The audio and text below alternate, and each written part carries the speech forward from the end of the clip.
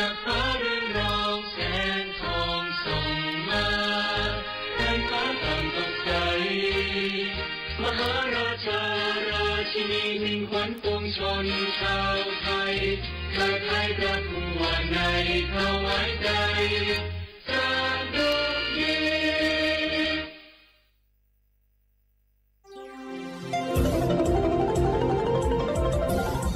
วิทยุแห่งประเทศไทย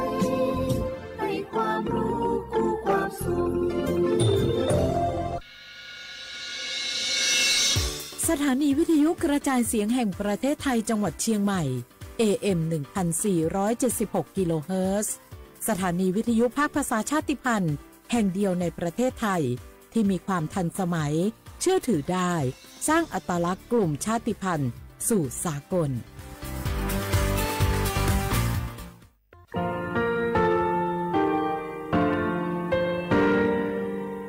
งาคือมีติปิเพกาวิชแล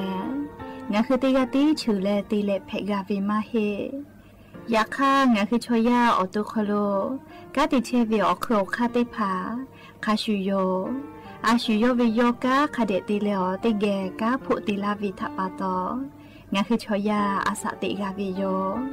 งาคือออตุคโลออโครคากาติเชวิอือเวอีเวมาโกติยาลิเลทอกาอายีอือเวคาชเวเพวิโยออลักวงาคือออตุคโลออโครคากาติยายามาติยาลาวิโลโกงาคือชอยาทอกาอาสติมากาวิคาชูงาคือมีติปิเพกาวิเจแลงาคือติมูติฉติเพเลอติกาเลเลอาชูโยเวอวูปุตาเวกันติภาคาเสติเกคาเดกากาติเชวิทัปาโตงาคือมีติปิฉกิเพลากาวิโย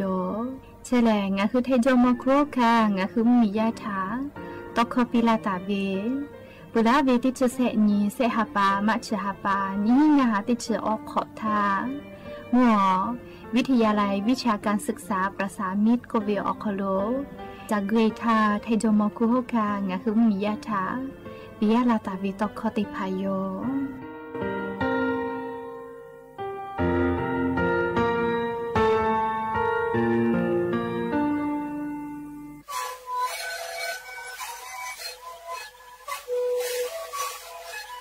ชิลิคูมันคือยาแก้เชื้อเวออกเข้าเชื้อ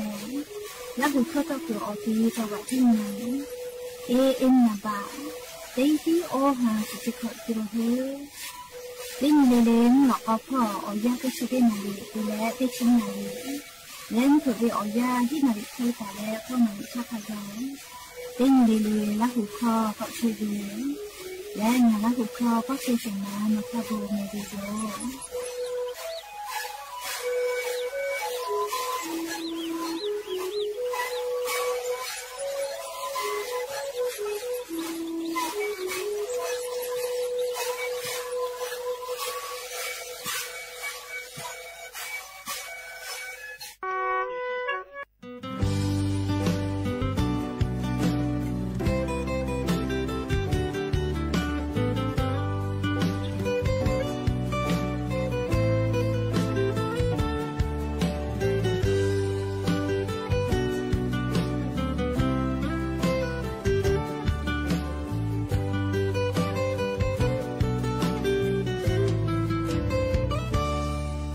Hãy subscribe cho kênh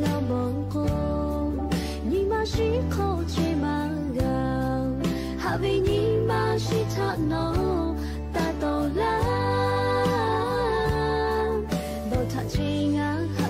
Mì Gõ để không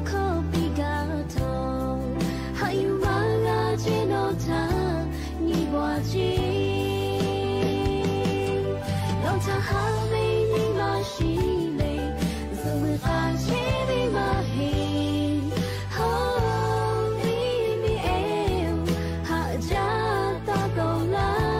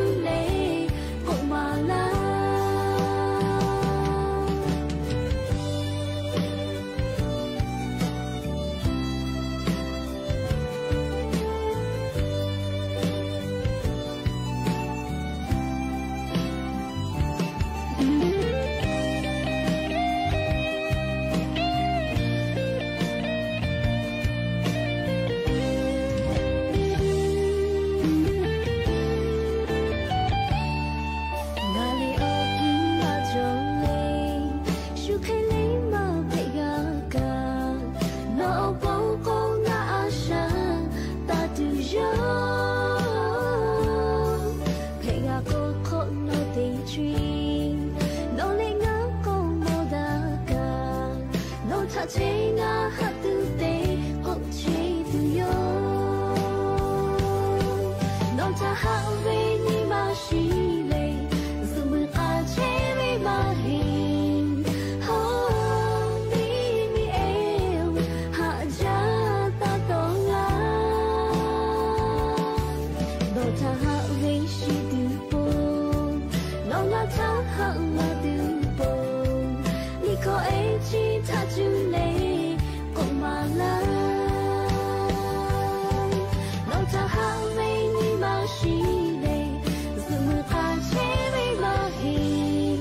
ฮามีมีเอวหาจาตาตองลาน้องจะหาเวชีตุโปน้องละจะหามาตุโปลิโคเอจีทัดจูเลกงมาลา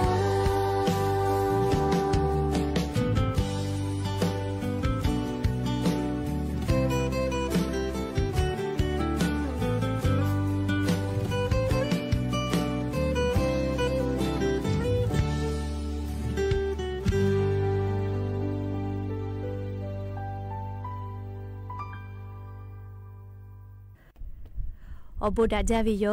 อย่าเพิ่งหาติปอทอกาดาจาวิโอยาชติยาอคโลลิงาคือรายการอบูดาจาก็วิโอคโลติปอกกามีลาแล้วชป้าอุปโลเชตาวิโอวิโอเนียราหุยาติพัทติแกอคอกะกอกะดะเกเชวิทัปปะตออรอปืติกาลิลิทาตาอุยอยาวิโอคโลละเซจาและรายการอบูดาจาอคโลหะอยู่ลาวิโยแม่และยันยิวิโอยากะชติซอคโลแลสเปญีญียันยอเลติชฮัปปาออตุบะฮัปปาอคโลยานีนิชเตนียานีแลวันเพวิโยและจะขอทอกานีฮีนิชงาขอสขอมฮาวิอวิอเนระหุยาติพาโอฮาวิอวิอเนระหุยาข้าพ่อชื่อพ่อโลเชตาเวข้าคิเพเชเลเตียลิลิกาจาเมดอเมซุเมกาเมเลอฮาเลดอซาเชอลินาฮาเวอวิอเนระหุยาติพาโอเตฮาเลเลวิโอยาฮินาริควตาและกอนาริทักไกเตฮาเลเลงาคือราหุคอรายการอบูดาจา AM ติฮิโอฮาสจิคกิโลเฮิรตซ์วิทยุเรดิโอพอลาหุคอตอไกเชวิโยเปิดตาเลนยิพอติพอ Facebook Fanpage สวทเชียงใหม่ AM 1476พอกะไลฟ์สดติดต่อไกเชวิโยข้าพอซาพอจโกอุพอพอนาและนี่คือราหุชอเจตาติแกโอกาปิดะไกเพวิโยแม่และอย่าเพิ่งหาวิอยาคโลทอกะยูเวลาตาเวมีพ่อเวซาตาอบูจอวิออลอติผาติเลกะนิมาซาตุลิขอเอติผากะยูเวลาตาวิโยยูเวลาตาเวเลซาตาอลอติผาไลลอจอตาเวทัปปะตอชดิคืองาฮืออลอปเตลอติเกยูเวลาและกาดะเจดะไกตุเวแลยานิงาฮือมีอคโลแพกไกเชเวอเจ้ายามุชามุยีมุกะมุหอพ่อจานดะเวซาตาอลอติผาถาอลองาฮือยูเวลาแล้วติเกกาดะเจดะไกตุโยแม่จุยจอปากรมอุตุนิยมวิทยาพ่อโยฮือชาญิแต่ญิและปีลาไกตาเวคาเซเรียงคือญิเวทยาธานี่คือไทยมีเกอนาติต่อพ่อภาคอีสานพ่อแลมูยีย่อยะลาเชลรอแม่เรียมูยีย่อไกเชลอยากฆ่ากาติตีมูยีอาจจะจ่อเหเจเรียจ่อมาจาเวลมาเหนะเรียแทงมุเหมียวนาติต่อเลยภาคอีสานพ่อจะใจจ่อเจอยากฆ่าชดิซอคโลงาคือแท้มีอนาติตอแล้วภาคอีสานพ่อแลมุกะวิมุฮอกอมาอซาติภาลุลาติโยจิแม่มุกะวิมุฮอกอมาอซากาลาวิทยาธาเตตาและเลเซองศาเขยอใหญ่ตุโยเจเรียกว่าชดิซอคโลกันนิวิทยาธาเลก็กอเราจิแม่เลแท้มีอนาติตอเลยภาคอีสานพ่ออยากฆ่าไทยมีกือฮอติต่อพ่อเราก็ชดิสอคโลมุยีไปจ้าลอติกะติติลอโกกะมุยีกาลาจ้าไกตุโยจิแม่นาพ่อกอลากะเลไทยมีกือฮอติต่อพ่อแลติขอเวจ่อยานิยาเจติจอวิแม่เลไทยมีกือฮอติต่อพ่อมาเจจอเวเลก็เลมุยีขอยาเลฮอเวอยาเจจอเวก็มาไทยมีกือฮอติต่อพ่อใ ใครแต่แล้วมาหอเวเล่ไทยมีก็ฮอติดต่อพอลุเชวิชออสอสาเล่อาจจะนะวินาโอเคไกเวเล่ไทยมีนะติดต่อพอแล้วติขอวิอจ่อยาเสยาคเดจอตาวิโยยกว่ามูยิขอยาเปือกมุกะยาเล่มุกะยาเปือกวยมุกุยาฮอวิอยากอลุยวินะเลี้ยวจ่อยากะยอวิยอยาคัสจอปากไอเชอแม่ยกว่าติยาเล่ชดิคือลิมหอมยิลูพายุโซร้องฝืนเชิญก็เวติดีโน้ให้ปั๊มมีละชื่อฮอติต่ออนาพอโลแพะตอลาตาวิเฮวิมุหอมยิลูติดีแม่เลี้ยชดิคือวิอยาโอกาเฮเลเลี้ยให้ปั๊มมีฮอติต่อละชื่อก็หายหลำก็เวเล่โนก็ลุยตุโยเจใครเตแลซอปอเวียยาเวียดนามมีก็จะติดต่อละชื่อผู้พ่อมือหือลาและนี่ชื่อนี่ตาเล่นชื่อเสนี่เวียยาและเวียดนามมีลุยตุโยเจใครเตะและริมหอมยิลูพายุโซร้องฝืนเชิญก็วิชกะออกายกไกวิจิแม่เรียกใครเตแลงาหือไทยมีกอคลุลอกแลให้ปามีกือพ่อเวมุกะมุหอกอมาซามือลุลาแลงาคือไทยมีกอคลุกอแลกะไกตุโยจิแม่ยะก็ยะนี่กะมุยิจออีจ้าเลติฮาวิอคลุติชเปเซเจติจิแม่ติชเปเซมุยิจอตาวิอติติผาจังหวัดเมฮอซอจีใหม่จังหวัดตากำแพงเพชรเลอติชดิเผาคลุปุตะเลกะเลไทยมีกือมุนี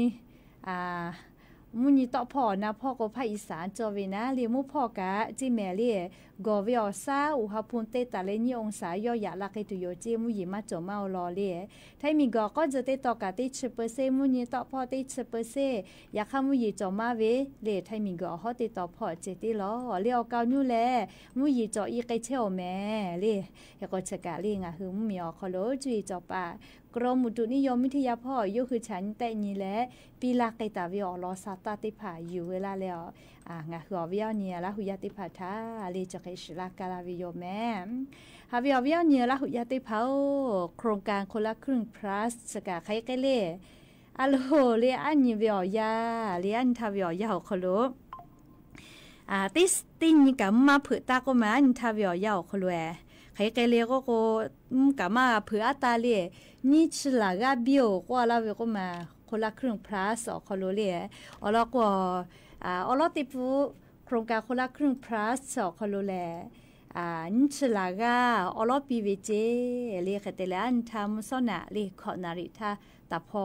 แล้วลงทะเบียนจะลาวินะใครแต่แหลมเผื่อเป้าเลียออนาริกาเลนิชลากาบีฮิเวเจ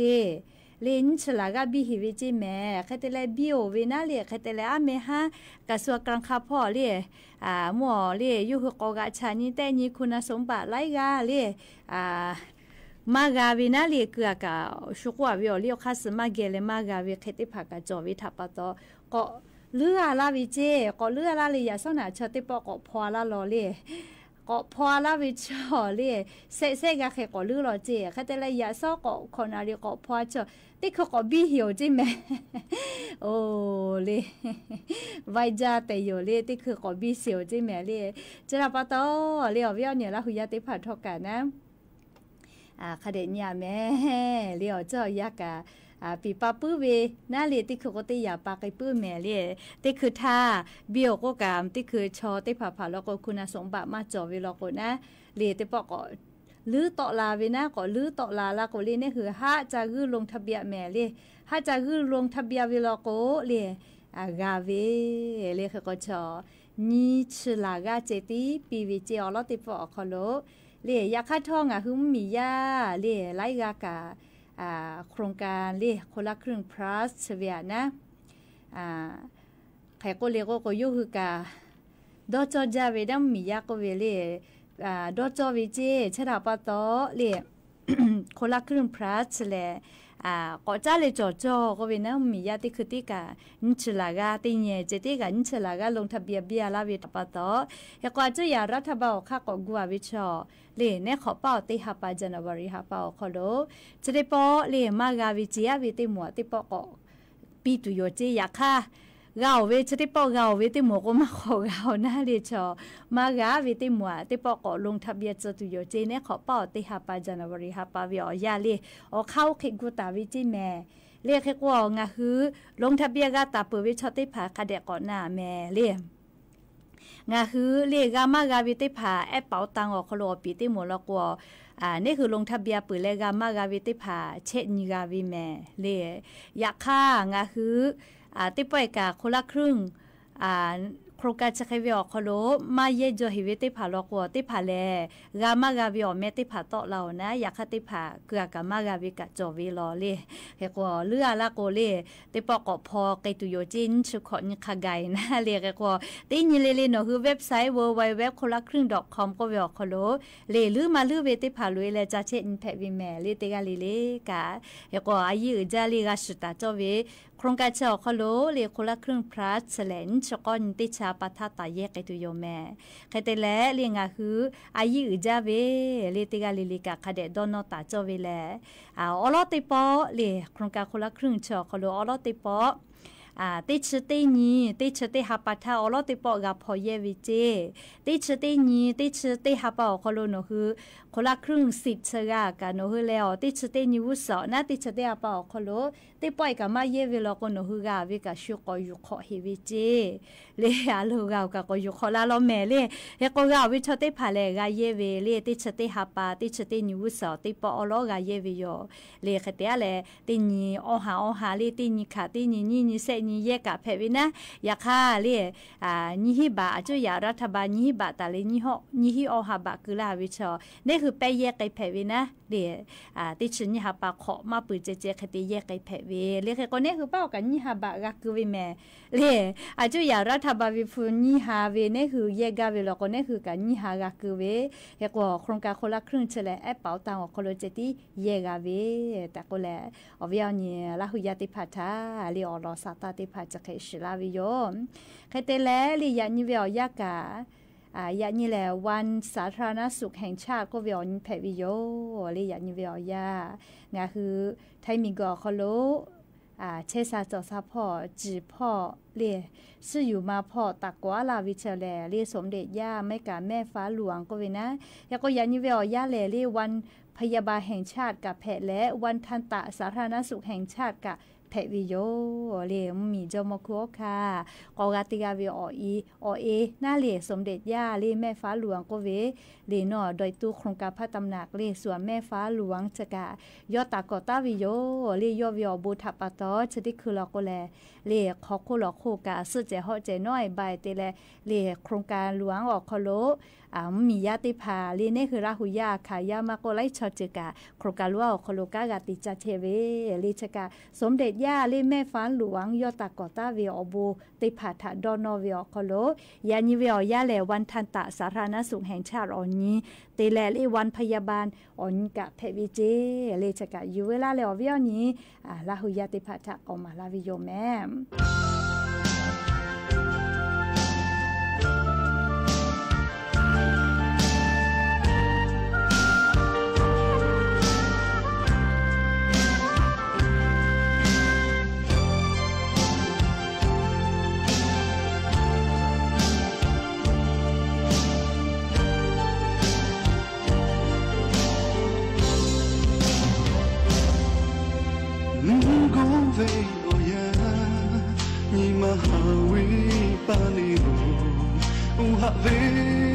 no tapa ve oyalo mungu chi kho ni ma ja spa e ka pi kai che fa e nga e tho o cho e ge a cha jo ku lo ga cha kai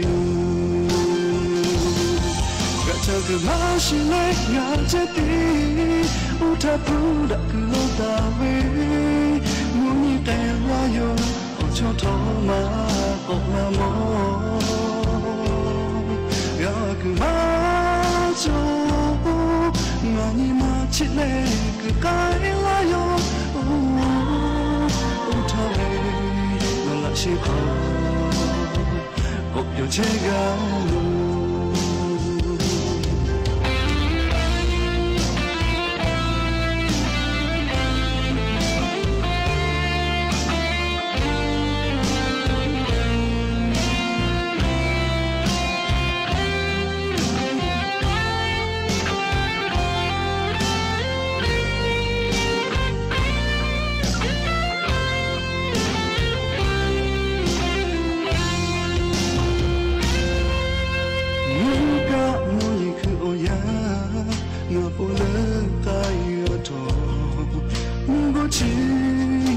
เม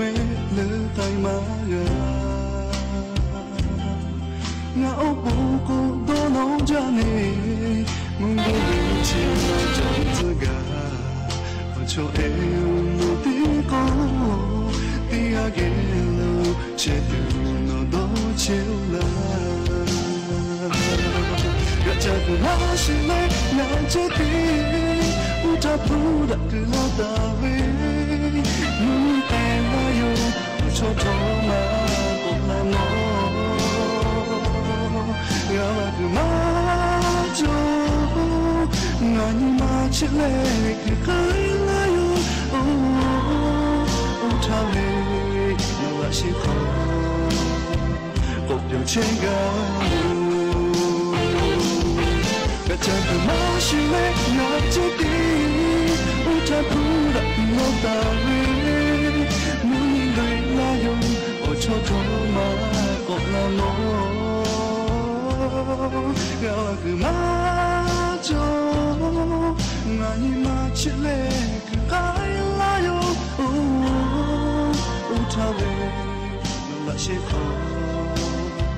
กบอยู่เช่นกัน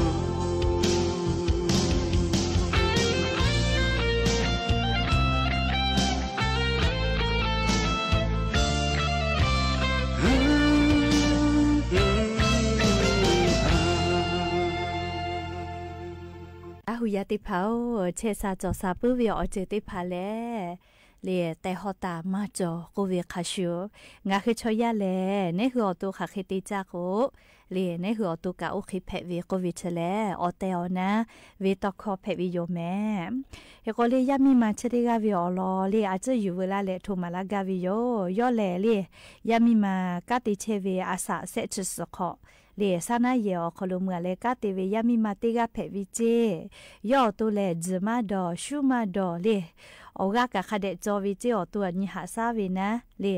อยากให้ยอดชอยกะชมาดอเจก็มาอยากให้กาแฟดอวิเจเลเคก็ยอดอากาศกะกะเลหะมาซวิเจก็มาอเลมือเลยอดตัวขออานาจาเตวิชอเลมาเลอานาเตมอวิเจเลเจวิอลอกามอสลากุติพายุหือแตะหมอแลเลียงาหุมมียาถาสติปิลากาเวนะเลยยามีมาชะเตกาเลอาสะโกโกอีเฮวิโยเซตสขอเจติเลจมาดอชูมาดอเลยยาคาทอยกาติวิอคโลสนาอคโลเมือเลกาติวิเลคาจอยเฮวิเจเอโกลิยอตุไขแผเลโกโกอามาจากะไกทึเวคติแผเลมองเกี่ยวจาเตวิเจโกมาจาเตเลออุแตะคอลิมาลีอานาอลอตาแผเกหิวิทะแตะหมอวิเจอแต่โกยอจมาดอชุมาดอลิมาลีอานาชอมาแตะหมอจอวินะยาคาทอยอตุยอมาจอวิแลยอเลอีกะคาเดมาดอวิเจก็มายาคาขนูเลกาเฟติจาวิเจเลอากาซกะกะเลเจียวิติยาวิคติเตวิเจก็มาก็ตุจอลอแม่เลอีกะชายีอืจาลอนี่งาคือตัวคำมาหาสักะนี่คืออีกะคาเดมาดอวิลโกอากาศหาวิจะได้ผ่านลาวิจิแม่ลีไลกาอากาศหาวินะลีติปอากาศเยอะมือโกติควนลีกากามือลีวุปีไก่ทุวินะอยากอากาศก็เมื่อมาต่อกาอดีเฮกุเอไก่เวคก็นาเวลีอากาศเวอดีเฮวิกะนะเฮก็อากาศมาสกาเวลีนิมาจะเกจวินะลีมาเจกาลอลอไม่ก็มาลุยเวลีอาจจะเจกาก็คิดติเชียวิชมาด่าลอแม่ลีเฮก็อากาศซาตุวิชนี่คืออีกะมาเชคาเดกาดอวิเจลีกะคาเดดอวิลก็อากาศซาวิจิแม่ลีคือว่านี่คือดอตาวิกะจะได้พาเลลีไลกาดอวิกาแฟกะอีกะดอเวลีกาแฟอีกะอตาติมากาเจลีติพาก็อีกะมาดออยากให้ชื่อติพาดอวินะลีอุเวกะอีกะอตาเตมากาจิแม่ลีชะตาปะตออายุจาวิเลอีกะลอแม่ลีอวิอเนี่ยละหุยาติพาอีกะคาเดดอลีอีกะชายีอืจาลองะฮืออีกะมาดอวิทยาทาอากาศหาเวเลเชวิอคู่กะนี่คือตุคอลูกะเลเชซาจอซาพอกะติเชวิอโคคาไลจิทกะกะคาเดมาติสาวิเจเฮโกลิงะฮืออากาศซาตุอีกะคาเดดอลีกาเฟซืออีกะอตามาหิเมเลอีกะเกเลเวคาเดดอเจเชซาจอซาพอวิมอสลาอุติภาโควิอติญวิอคอโลงะฮืออีกะชกะดอจอวิเลเลต ตีนเวียเล่ตีลีออกขวดจอวิเจอากาเจอเกเคเวียตาดหาเจจะปีสาอากาศซาวิเลดาวิโยเรียกว่างาคือชอยาชอจักคือออกคอจอวิคาชูเล่ต่อยก็ออกคอกากาจอวินะจะรับตองาคือเตกาเลเลกาอีกะถาเลดอเวียอายิคาเดเตเลอีกะคาเดดอแม่เลจัตุกาเตใหญ่ที่ตาจาไลเจไลยาโกพามน้อยอิชิมาเชติพาไลเจคาเดปอกขอดาจาเรียกว่ามาเลโกวิชก็ตุกจาวิอานานาเบเตอานาเพวิโยแต่ก็แลอเวียเนียละหุยาติพัทะจมาดอชุมาดอทอกาเลไลกาอาชุยอตุมาจอวิอตุญหาซาดาโอดอเวเลยาคายกะคาเดมาดอวิทัปปะตออเลมือลโกเลโอแต่ขอมาเลอานาติพาแต่มอวิเจอากาจมากาเวเลอากาจหาวิชติภากาดอหาดอคิตุจอวิลอเลจกาเชซาจอซาพอจาดาวิอลออยู่เวลาแล้วอเวียเนียละหุยาติพัทะสติปิดาวิติจือเพวิโยแม่และอย่าเพื่อให้ติปอชิลากะลาจุเวอลอติพาเลจะเคไม่เจติโยแม่กากาพนาเลออกาเปียลาเชเวติกาลิลิกาจุเมกาแม่เชซาจอซาเลฮาเลดอซาปิอบูอุจา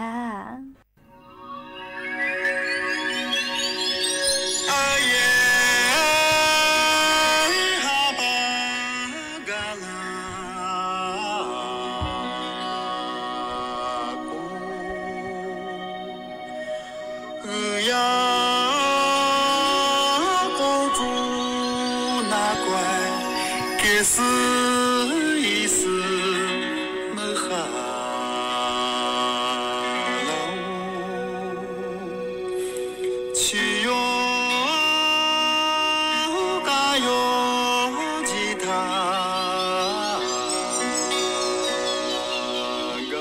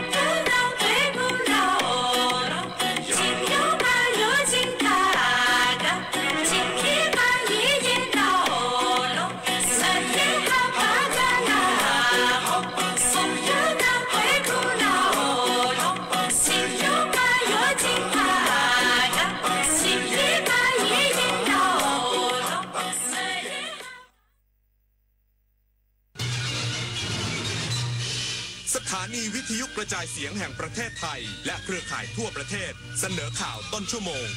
รู้เร็วรู้จริงเกาะติดทุกสถานการณ์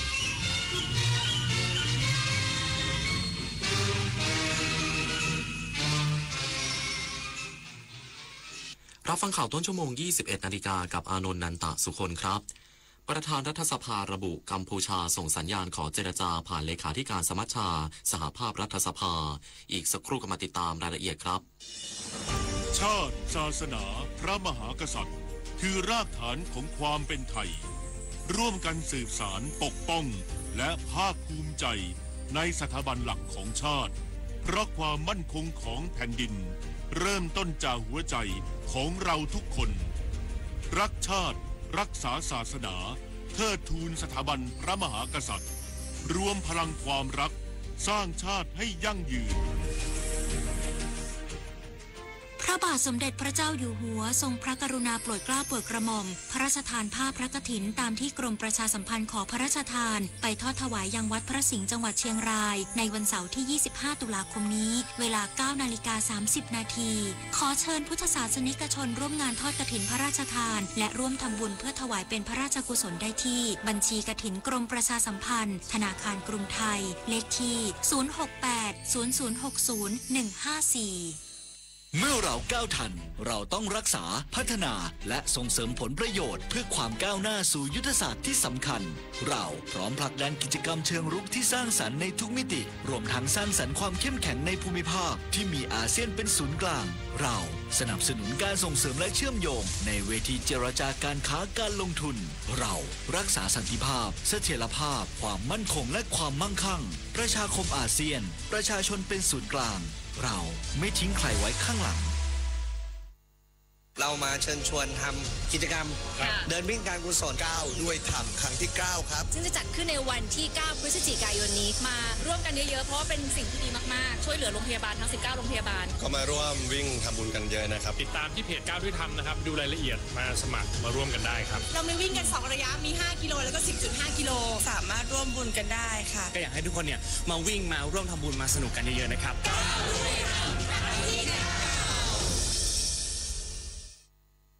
ประธานรัฐสภาระบุกัมพูชาส่งสัญญาณขอเจรจาผ่านเลขาธิการสมัชชาสหภาพรัฐสภา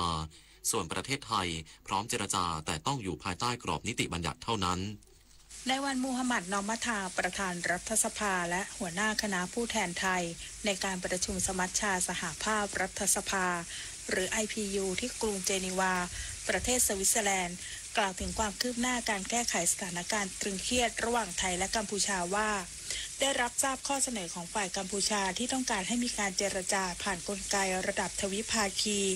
ระหว่างการประชุม IPU ซึ่งเสมือนการประชุมรัฐสภาโลกโดยก่อนหน้านี้นายมาตินจุนกองเลขาธิการ IPU ได้แจ้งต่อคณะผู้แทนไทยว่ากัมพูชาได้เข้าพบก่อนหน้า1 วันและแสดงกังวลต่อการเสนอข่าวของสื่อไทยในการประชุม IPU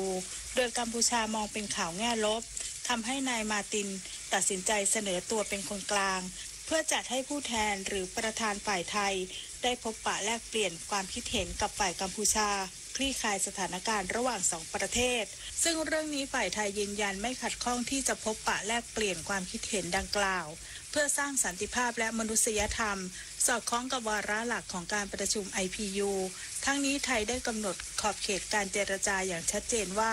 ขอให้การพูดคุยนี้จำกัดอยู่ในกรอบของฝ่ายนิติบัญญัติและชี้แจงว่าฝ่ายรัฐสภาเน้นการเจรจาเพื่อสันติภาพในกรอบนิติบัญญัติฝ่ายรัฐบาลรับผิดชอบเรื่องความมั่นคงและการบริหารชายแดนเป็นภารกิจที่กำลังดำเนินการอยู่ขณะที่ประธานรัฐสภาระบุว่าท่าทีของกัมพูชาที่มาขอเจรจากัมพูชามีท่าทีอ่อนลงวาสนาตระเกตรายงานนายกรัฐมนตรีหารือเอกอัครราชทูตสหรัฐอเมริกาประจำประเทศไทยย้ำจุดยืนของไทย4ข้อต่อกัมพูชาเพื่อนำไปสู่ผลลัพธ์ที่เป็นประโยชน์ต่อทั้ง2ประเทศและปราบสแกมเมอร์ร่วมกับสหรัฐอเมริกานายอนุทินชาญวิรากูลนายกรัฐมนตรีและรัฐมนตรีว่าการกระทรวงมหาดไทยและนายโรเบิร์ต F. Brodeck เอกอัครราชทูตสหรัฐอเมริกาประจำประเทศไทยซึ่งสหรัฐมีนโยบายในฐานะผู้สังเกตการต่อการเจรจาระหว่างไทยและกัมพูชาในการประชุม CDC และ JDC โดยไทยยืนยันความชัดเจนตามจุดยืน4ข้อที่ได้เสนอกัมพูชาพร้อมย้ำให้ฝ่ายกัมพูชาดำเนินการด้วยความจริงใจเพื่อให้การเจรจาเป็นไปอย่างจริงจังเกิดความคืบหน้าอย่างเป็นรูปธรรมอันจะนำไปสู่ผลลัพธ์ที่เป็นประโยชน์ต่อทั้ง2ประเทศและประชาชนอย่างแท้จริงทั้งนี้นายกรัฐมนตรียังได้หารือถึงแนวทางความร่วมมือการปราบปรามเครือข่ายสแกมเมอร์โดยเฉพาะการแลกเปลี่ยนฐานข้อมูลจากสหรัฐเพื่อให้การดำเนินการปราบปรามเป็นไปอย่างมีประสิทธิภาพและเป็นระบบพร้อมทั้งได้นัดหมายกันว่า ช่วงต้นเดือนพฤศจิกายนจะมีคณะผู้แทนจากสหรัฐเดินทางมาหารือกับนายกรัฐมนตรีเพื่อกำหนดแนวทางความร่วมมือในการปราบปรามเครือข่ายสแกมเมอร์ร่วมกันอย่างเป็นรูปธรรมฤทธิ์นาถ ขวัญแสนสุขรายงานผู้บัญชาการตำรวจแห่งชาติย้ำประเทศไทยยังคงปราบปรามสแกมเมอร์ต่อเนื่องพร้อมเร่งตรวจสอบความเชื่อมโยงบริษัทของนายเฉินจื้อกับบริษัทในประเทศไทยพลตำรวจเอกกิตรัตน์ พันเพชรผู้บัญชาการตำรวจแห่งชาติกล่าวว่าประเทศไทยยังคงมุ่งมั่นปราบปรามแก๊งสแกมเมอร์อย่างต่อเนื่องโดยนายกรัฐมนตรีมีนโยบายภูมิคุ้มกันไซเบอร์หรือไซเบอร์วัคซีนเพื่อเป็นการป้องกันที่มีพลตำรวจโทไตรรงค์ผิวพันธ์รองเจรตำรวจแห่งชาติเป็นผู้ดูแลขณะนี้ตำรวจมีข้อมูลของนายทุนสแกมเมอร์ไว้แล้วและประสานการทำงานกับประเทศเพื่อนบ้านมาตลอดส่วนใหญ่หลายประเทศให้ความร่วมมือแต่บางประเทศรับปากแล้วไม่ให้ความร่วมมือสำหรับการปฏิบัติการที่ผ่านมาได้ส่งกลับผู้กระทำผิดที่บริเวณจังหวัดสระแก้วตั้งแต่เดือนมีนาคมถึงเดือนพฤษภาคม3ครั้งรวม219คนเพื่อนำมาดำเนินคดีสำหรับเรื่องของนายเฉินจื้อประธานบริษัท Prince Holding Group ในกัมพูชาที่ถูกสหรัฐอเมริการิบทรัพย์บิตคอยน์นั้นในการปฏิบัติการตำรวจดำเนินการบนพื้นฐานของข้อมูลบางเรื่องเปิดเผยได้และเปิดเผยไม่ได้ซึ่งอยู่ระหว่างการตรวจสอบความเชื่อมโยงกับบริษัทในประเทศไทยธนพร ปรุณฤทธิ์รายงานจบข่าวอานนท์ นันตะสุคนอ่านรับฟังข่าวครั้งต่อไปเวลา 22:00 น.ติดตามข่าวที่นำเสนอไปแล้วได้ที่ www.thainews.prd.go.th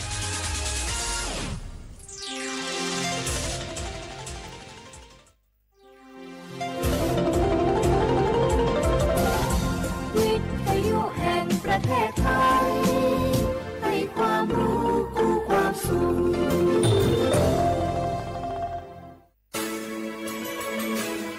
สถานีวิทยุกระจายเสียงแห่งประเทศไทยจังหวัดเชียงใหม่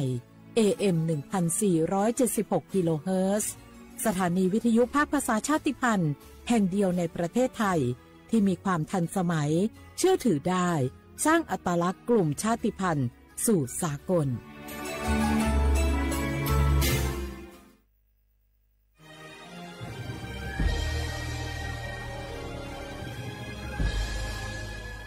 เกิดเป็นคนไทยเติบโตบนผืนแผ่นดินไทยจงภูมิใจในความเป็นไทยชาติไทยเรานั้นนับเป็นชาติที่มีความเป็นมาเก่าแก่ยาวนานเรามีภาษาวัฒนธรรมและมีสิ่งต่างๆที่เป็นเอกลักษณ์ให้เราได้ภาคภูมิใจในความเป็นคนไทยเราควรเห็นคุณค่าและมีความรักชาติหวงแหนแผ่นดินอันเป็นมรดกของบรรพชนร่วมภาคภูมิใจในความเป็นไทย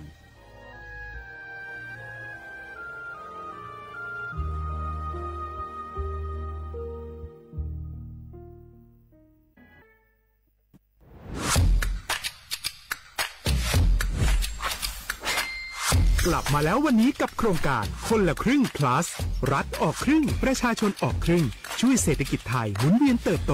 ถ้าเราช่วยกัน plus ต่อยอดให้เศรษฐกิจไทยเติบโตอย่างยั่งยืนด้วย5 plus plus ที่1เพิ่มช่วงอายุผู้เข้าร่วมโครงการจาก18ปีเป็น16ปี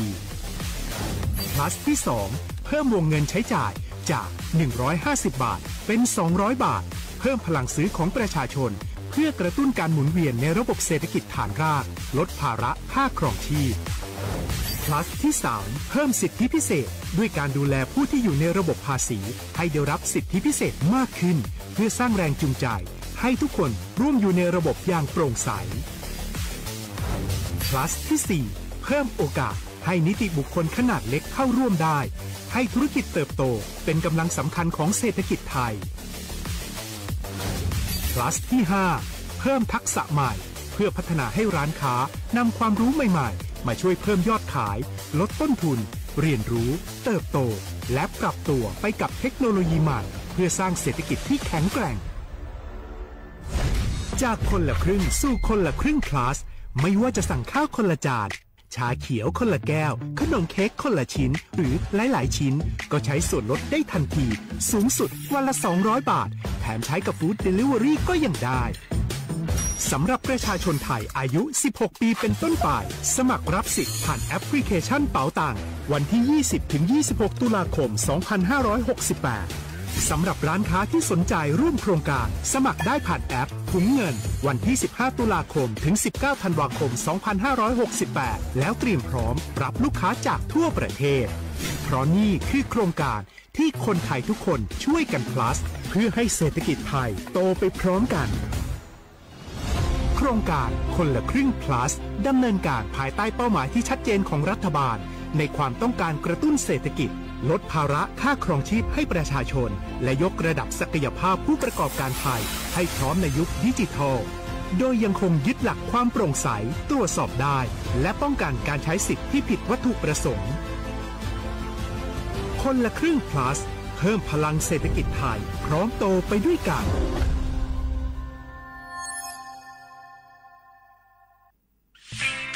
เส้นทางสายหมอกที่สวยที่สุดในเมืองแพร่กำลังรอทุกคนไปวิ่งด้วยกันครับทุกก้าวของคุณคือพลังของลมหายใจชวนเพื่อนชวนครอบครัวมาวิ่งฝ่าสายหมอกเพื่อโรงพยาบาลแพร่ในวันอาทิตย์ที่ 7 ธันวาคม 2568 บริเวณลานกิจกรรมหลังวัดพระธาตุช่อแฮมาร่วมกันส่งต่อพลังแห่งความดีเพราะทุกก้าวของคุณช่วยต่อชีวิตให้กับผู้ป่วยในโรงพยาบาลแพร่สมัครได้เลยวันนี้แล้วไปวิ่งด้วยกันในวันอาทิตย์ที่ 7 ธันวาคม 2568 พบกันบริเวณลานกิจกรรมหลังวัดพระธาตุช่อแฮนะครับฮัลโหลสวัสดีครับพี่น้องอายุนี้เดือขยาวโฆษณาไกกะกอสถานีวิทยุกระจายเสียงแห่งประเทศไทยจังหวัดเชียงใหม่พปานเนอบีเคฮอมอนาแอออนหลีญาเมเจสถานีวิทยุกระจายเสียงแห่งประเทศไทยเฮนาอย่าซิมกอนบีเอดูอย่าล่อนแต่ช่องหางละหาเชลกะปอจักกันเนอดูโฮอีสอนิกามาลาวเนกามองขากากาอีกุญญาอายุเนียวโฆษณาบีเกหมอญาแลนึงมาอ้อนนานากาไงเหลียวเนไงชอนยางายีเนียวนากาสังโบนาหอนี่จำยองาซุงมีสีโกจำยอโปเย่และงาเดใจที่โบนาหอนี่จำยอเวนี่มีโกเย่งาสีเวและงายีเนียวมาเซเกญาบุกกี้ดูนี่สิข่าวรับสมัครไปทำงานต่างประเทศเห็นว่าจ่ายทั้งค่าตั๋วเครื่องบินให้ที่พักฟรีแถมมีโบนัสตั้ง5 เท่าของเงินเดือนมีเงินส่งให้ที่บ้านสบายเลยแต่เขาขอค่าดำเนินการเป็นแสนใช่ไหมแล้วก็ให้กรอกข้อมูลส่วนตัวแอดไลน์สแกน QR Code ด้วยรู้ได้ไงอ่ะกำลังจะโอนเงินไปพอดีเลยก็ตอนนี้นายหน้าเถื่อนกำลังระบาดหลอกไปทำงานต่างประเทศรายได้ดีมีสวัสดิการเลิศพี่สาวฉันโดนมากับตัวเสียเงินเป็นแสนแทนที่จะได้โกอินเตอร์โหแบบนี้ก็พังหมดสิขอบคุณนะที่เตือนเกือบไปแล้วเมื่อไหร่เรา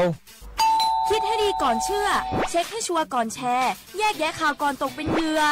ไม่เชื่อไม่รีบไม่โอนโดยสำนักประชาสัมพันธ์เขต 3 กรมประชาสัมพันธ์ขอชอชอแม่นูแม่นูแม่นู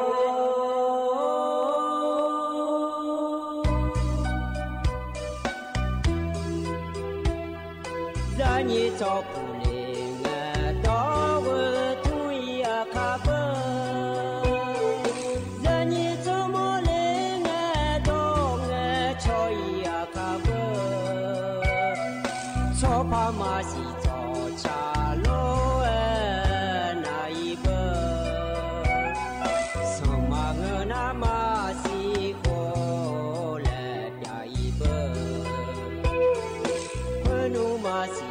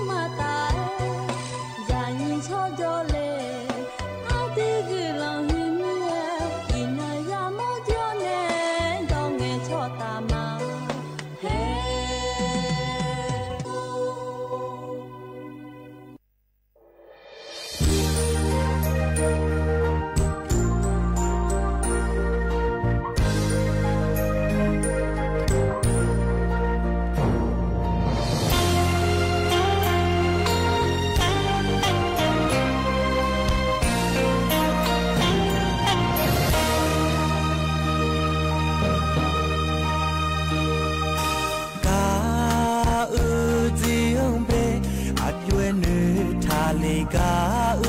อาบูกาเจฮอมาเอญาญามาเอญานี่อดงกาญาอาโดเนกาเจียชุสบิโอมาเยญาพา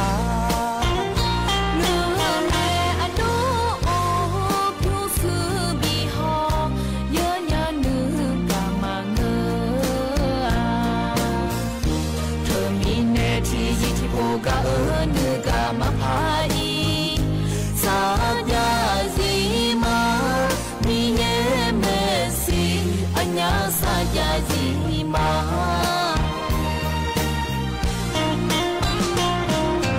กา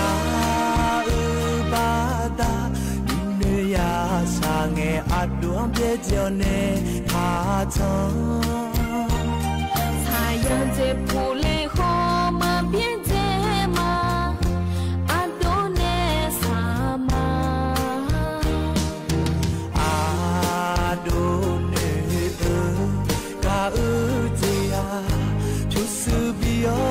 มาเย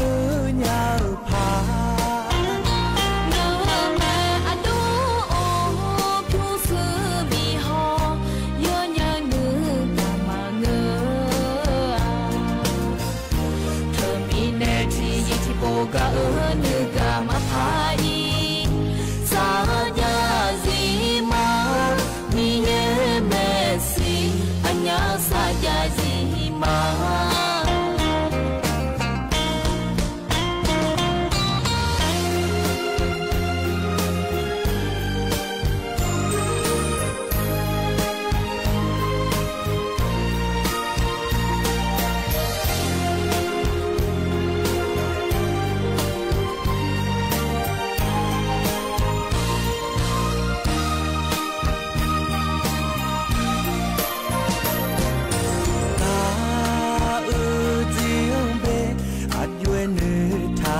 กา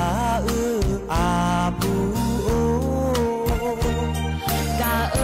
เจฮอมาเอญาญามาเอญานี่อดงกาญาอาโดเนกาเจียชุสบิโอมาเยญาพา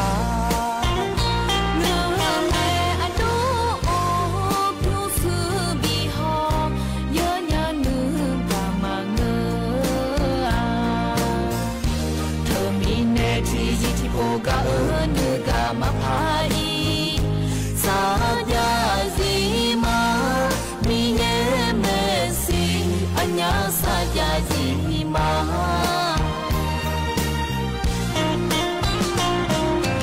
กา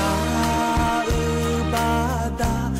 เนยาสาเงอัดดวงเปเจเนพาชง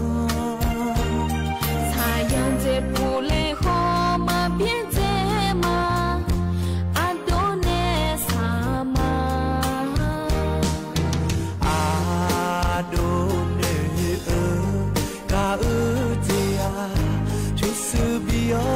มาเยญาพาเนแม่อดูโอผู้ซื้อบีฮอเยญานึกามาเงเธอมีแน่ที่ยิที่โปกานึกามาพายสาญาซีมามีเยเมซีอัญญาสาญาซีมา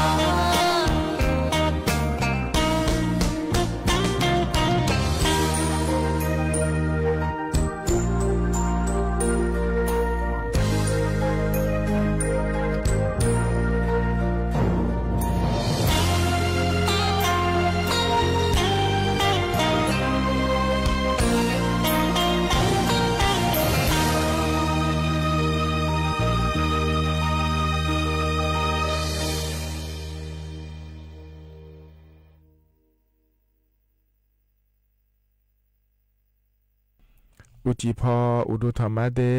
อเยนิโยกานาลุเนเยเนียว นิมจิกะล้อเยเนียวยมีนาลุทอนจูล้อไอเยนี่ยอานาลุเนพายาทอนจูเมเยเนียฮกามยอมัวดูเนล้อเยเนียวนิมจิกะดูนาล้อเลยนี่จอนเจอนี่นังนะฉลาแม่เดเยเนียเดวันอังคารงานงานในเยนี้ที่มีในเยนี่ยอานาลุเนที่ขอล้อจดามาเยเนียงานเนอายุเชื่อมือเนล้อเยเนียวฮกามยอมัวดูเนอเยนี่ยานาลุเนทอนจูมาเดเยเนียเดสวทเจใหม่ฮกานเนล้อเลยเยนี้เธอมีเนล้อเยนี่ยานาลุเวยอจอนาลุชันเทเนนะหาลาวล้อนะหาญาแม่เดเธอก็มาข้อปากระดูนะขอเนี่ย AM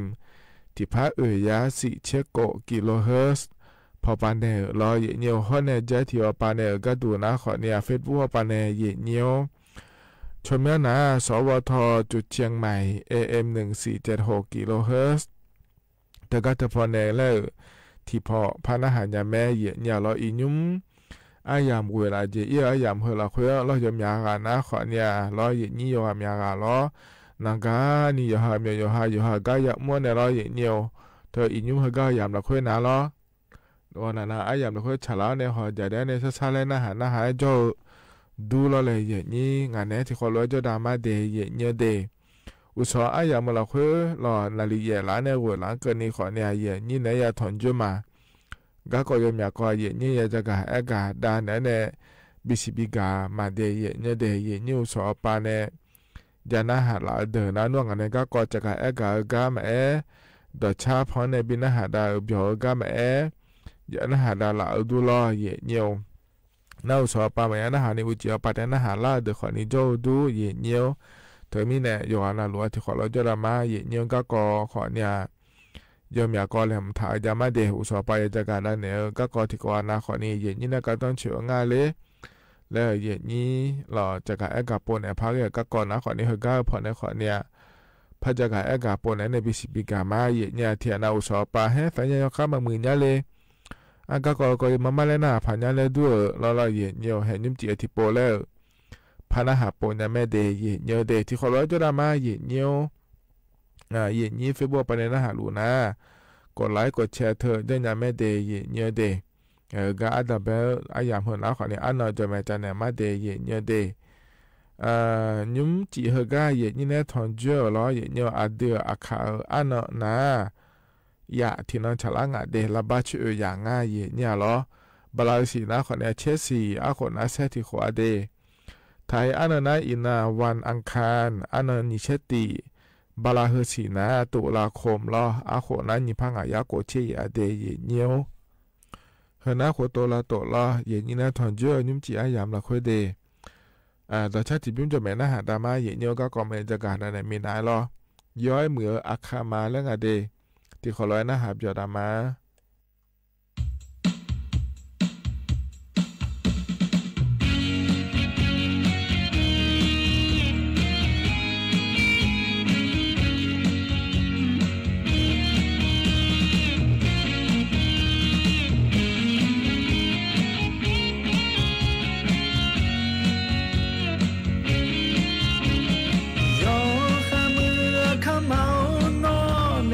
阿姐来谈嘞，多么多特那么，阿姐来我谈恋爱，阿卡玛诺阿姐么面阿没许他穷啦，多么那阿努嘛有足足嘛个娘，阿卡玛诺就。我们你参灵啊，罗阿卡罗马加莫亚罗，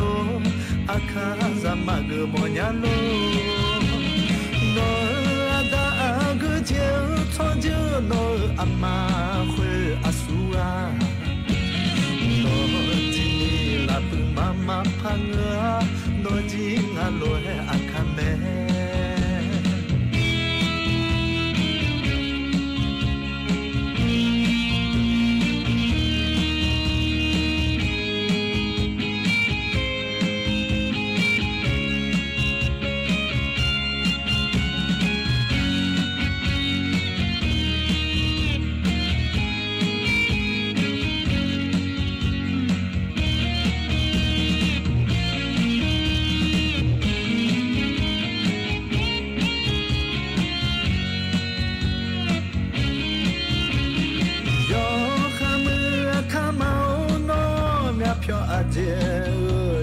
လေ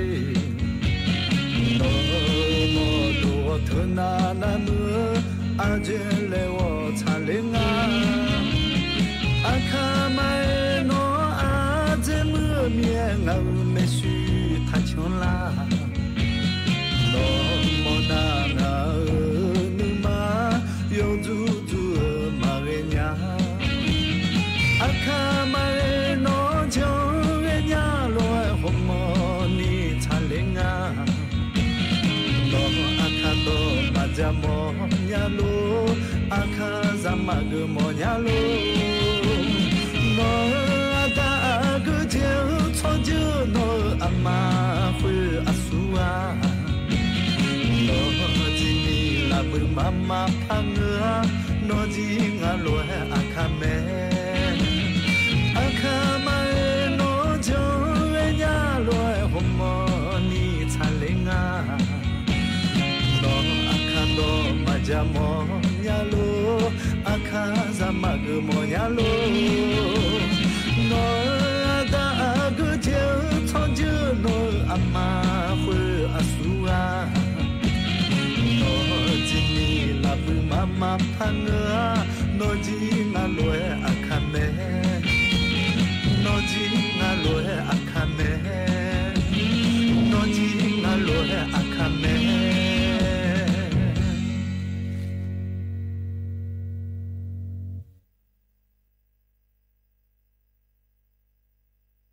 อาทการยุพในบินาหาดาดชาตกะทบุมนาลอยเหี่ยวย้อยเมืออาคามา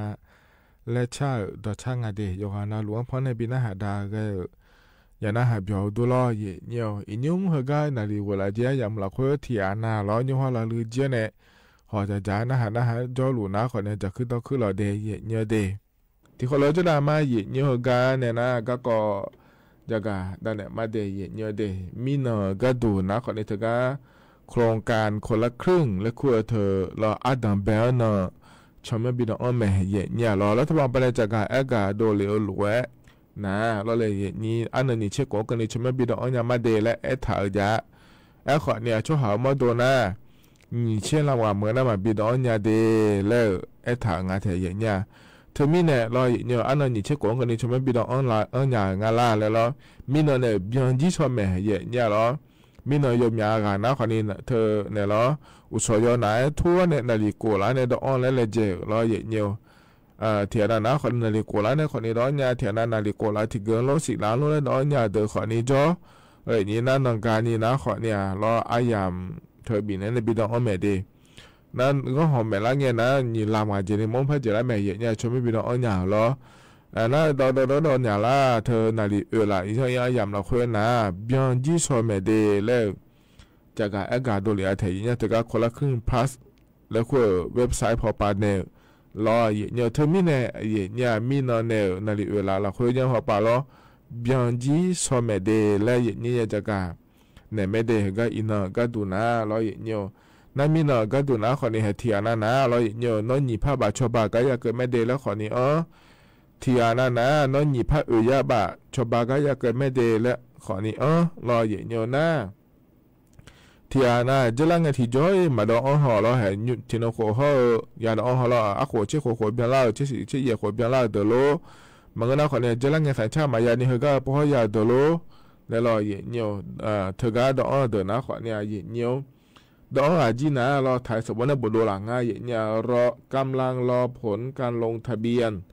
และคู่ดูล่างอเดียตก็ถ่ายสมบูรณ์ในร้อยเนี่ยกำลังรอผลการลงทะเบียนและดูล่างอเดียที่ไม่ได้เฮก็เฮเดินนะร้อยเนี่ยเธอยินสมนักก็เนี่ยดองอาจจะเดียเนี่ยเดียรัฐบาลป่าจะไม่ชดเชยหอยงะเฮือยายาผาแกง่าโลแล้วร้อยเนี่ยยายาไม่เดียแล้วสมนักละคู่เนี่ยร้อยเนี่ยเธอก็แอปพลิเคชันเป๋าตังข้อเนี่ย SMS และคู่พอป่าเนี่ยร้อยเนี่ยนะฮะนักข่าวป่าเนี่ยเรานักข่าวสปอร์ตยี่เนี่ยทำชมพอป่าเนี่ยจากคนละมาเจเดียเนี่ยเดียนะยางาเดียแล้วน้ำมายาอาจจะไม่ได้มายาก็ดูง่าแล้วคนเนี่ยตัวละเมเจเนี่ยเราเนี่ยเธอไม่เนี่ยเราเฮสมนักเราคุยยาดองาเดียเนี่ยเดนั่นที่อันนั้นนะคนเนี่ยฮะมาดังอะไรแล้วเราเนี่ย มาดองเรียจุนยผังอะไรเฮงาขอเนี่ยหมอเมียเลยแล้วนะขอเนี่ยเย็นเนียวหัวเลยไอ้เนี่ยงาเดยเย็นเนียวเฮก็ปวนะรอเย็นเนียวรัฐบาลป่าก็ดูนะขอเนี่ยหนีเชี่ยลำงาเหมือนนะมาชอบบ้าก็ไม่ได้มาดองเดี๋ยวมาพักกันยังงานในเย็นนี้ข้อเนี่ยรอนากามาจ่าเดือดด้วยจ้าเลยแล้วจ่อนะหาหมอเดี๋ยวขอนี้จ่อดูนากามาจ่าเดี๋ยวขอเนี่ยมายาเกิดงาเดยเย็นเนียวเดี๋ยวจิมไม่ได้งานแล้วก็นะรัฐบาลไปในบทหายาเนี่ยเราอาศัยมาขาคงการมั่วเล่หมดนะนากายาเดแล้วเราเนี่ยนากามาจ่าแล้วมายุ่งยาเดถึงไม่ได้นากามาจ่าเดินนะคนนี้มาพยายามอันนี้เฮก็ปนหาล้อ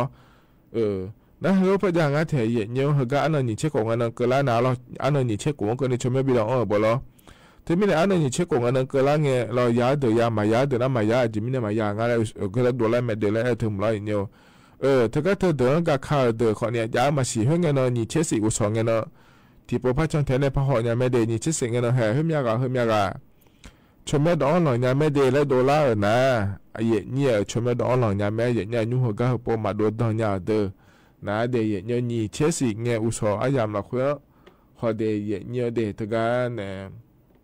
อยู่หาดองหลังหมดนะเดี๋ยวเนี่ยนั่นทุกการทุกคนพายก็เนี่ยเราเลยนี่ยมอยากนะคนนี้เขาก็พอมาพัดดองมีเนี่ยเราอยู่พอยเลยพัดดองหมดเนี่ยเลยโครงการคนละครึ่งพาจังปอเมโลแล้วนะหาหมอเด็กคนนี้โจด้วยเนี่ยเฮก็ละคุยนะเราเนี่ยทุกการมีน้องงานเดียเนี่ยเดนายสิริพงศ์รออังคสกุลเกียรติและงานเทียเนี่ยรอโฆษกประจำสำนักนายกรัฐมนตรีรอรัฐบาลก็จะการแอกาหัวป่าในจะการแอกาโดเหลือนะเราเนี่ยเฮก็ยุ่งเฟสแรกและคู่งานเดียเนี่ยอันดับแบบโปและมีในเราเนี่ยเฮหัวก็ดูนะนัวฮิบาอันนั้นสมเชติบาราเชนี่เสียก็เนี่ยบีอยู่มั้งเนี่ยเราเนี่ยเฮก็นี่เชื่อกันนะอันดับแบบด้านเนี่ยเราบาราเสียเราน่าสมเชติบาราเชนี่เสียก็เนี่ยบีอยู่กันเนี่ยรัฐบาลไปเลยผมถ่ายเจเดียเนี่ยเดี๋ยวที่บาเฟส2เราคัดทั้งพาดเนี่ยเราเนี่ยเขาก็โปรมาเดอถ้าก็ที่โปรพบิอยู่มันก็ดูได้แล้วผมทำมาเดแล้วตัวเราเกิดงานแถวเนี่ยเธอมีเนี่ยเนี่ยเขาก็โปรมาดตอนยาเดอเมื่อนั้นเห็นยุ่งเช็คโคเบียนี่ตาแล้วมาฉลาดเดอแล้วนักคัดทั้งพังเนี่ยเช็คโคตาแล้วเดี๋ยวมาเดแล้วหัวเดอนะขอเนี่ยเฮน่าเกิดแล้วคัดทั้งพาดเนี่ยเราเนี่ยที่โปรพเลยผมถ่ายสิเจียมาเธอก็เนี่ยชาวบ้านหลังเนี่ยก็ดูเดแล้วเราจะไม่บิดอ่อนหลังยาก็ดูแล้วงานเทียเนี่ยเธอมีเนี่ยเราเห็นนะเชล่าคาทั้งพันเนี่ยเชล่าเฮยามหลักคุยเราที่โปแล้วพอบิดอ่อนมาเจเดเฮงยามหลักคุยขอนี่ดอ่อนหลังยาไม่เดเนี่ยเดที่มีเห็นนะขอเนี่ยโครงการคนละครึ่งแล้วคุยก็ก่อหัวเนี่ยเราเธอจะการเอกาด้านนั้นในบิสิบิกาเลยเดเนี่ยเดเฮก็ที่จะการด้านเราเนี่ยเราเนี่ยอินุ่มชมยอดเนี่ยที่อันนั้นหยิบผ้าใบยาไม่เดที่อันนั้นหยิบผ้ายาใบยาไม่เดและถ้าก็ดอลลาร์เดินนะสุดท้ายถ้าก็จีวอลเล็ตและคู่ก็จะลองถังเดย์เนี่ยเดถ้าก็แอปพลิเคชันเป๋าตังและคู่ก็เลยเนี่ยรอเนี่ยจีวอลเล็ตและคู่เธอยาเราจะมาสิญญาเดินนะคนนี้ยาหายาในคนนี้บิจันยาแต่เราอินุ่มเนี่ยยาแต่ยอดด้วยยาหายเนี่ยจันเลยยาแม่เราจีวอลเล็ตและคู่ก็เลยนะเติมเงินและคู่อย่างนั้นเทียเนี่ยเราเติมเงินแล้วคู่ก็เลยนะคนนี้ถ้าก็ธนาคารไปเนี่ยเราจ่ายเนี่ยธนาคารมาเชียร์ไปในสถานดอนเนี่ยยุ่งยาแม่เนี่ยช่วยกันก็ล่างนาเรามาเงินนะเราอย่างนี้ช่วยกันก็ล่างก็ยอสถานที่ปารัฐบาลสถานที่ปาเนี่ยมาดอนชานะมายุ่งยาเดียเนี่ยที่โปรเตนี่พระบานี่พระอุยาบามาดอนคนนี้ยอฮัลโหลนี่แต่ยอฮัจานี่แต่ดอนเนี่ยยุ่งยาแม่เดียเนี่ยเดดอตโลนี่พระมาเจียก็ดอตโลนี่พระอุยามาเจียก็นี่เดียเนี่ยเดมีอะไรเหรอนะคนนี้จะการดังเราในเลเดียเนี่ยสถานดอนฐานในแหลมถาวเดอายามกล้านะคนนี้ยาจุ่มยาผายเดและเดเนี่ยเดก็นั้นเนี่ยตัวชาติบิมแล้วนะฮะดามาเดเนี่ยเดอินุมเฮก็พอในบินะฮะดาเฮก็บิมนาเราตาพยาพลายแล้วก็อโดหะในชาดอช่างอเดเนาะก็ดูแล้วชาดอช่างงายเนี่ยเหรอที่เขาร้อยนะฮะเบียดามาเนี่ย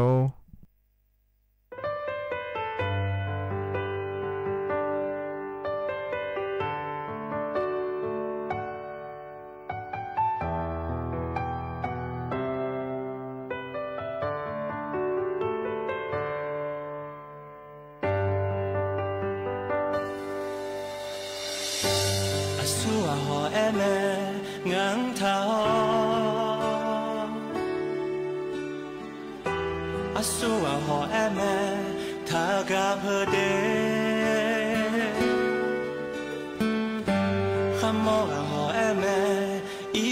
งาแลผิวชื่อมาดากามาดาที่กาจอตานายาชาเซเม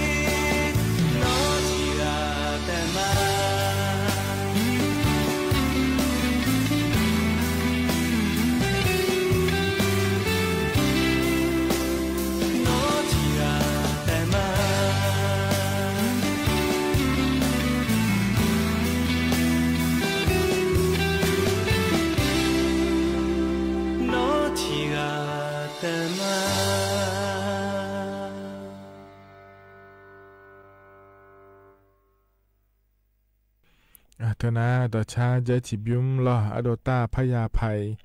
เนชาต่อชาเดเยเนเดนะฮะเบียวดูโยหานาลุเอลอเยเนียวแล้วก็จนปาลาเนี่ยนะฮะล่าเยเนียวอลอมาข้อปะเนี่ยนะฮะมาเฟซบุ๊กปะเนี่ยนะฮะมาลอยเนียวงานเนอายุเชื่อมือเนที่ขอหลวงจะทำมาเดเยเนียวเดแล้วก็มีออกมุดูลอสวทอเจใหม่พอปะเนี่ยเยเนียล้อ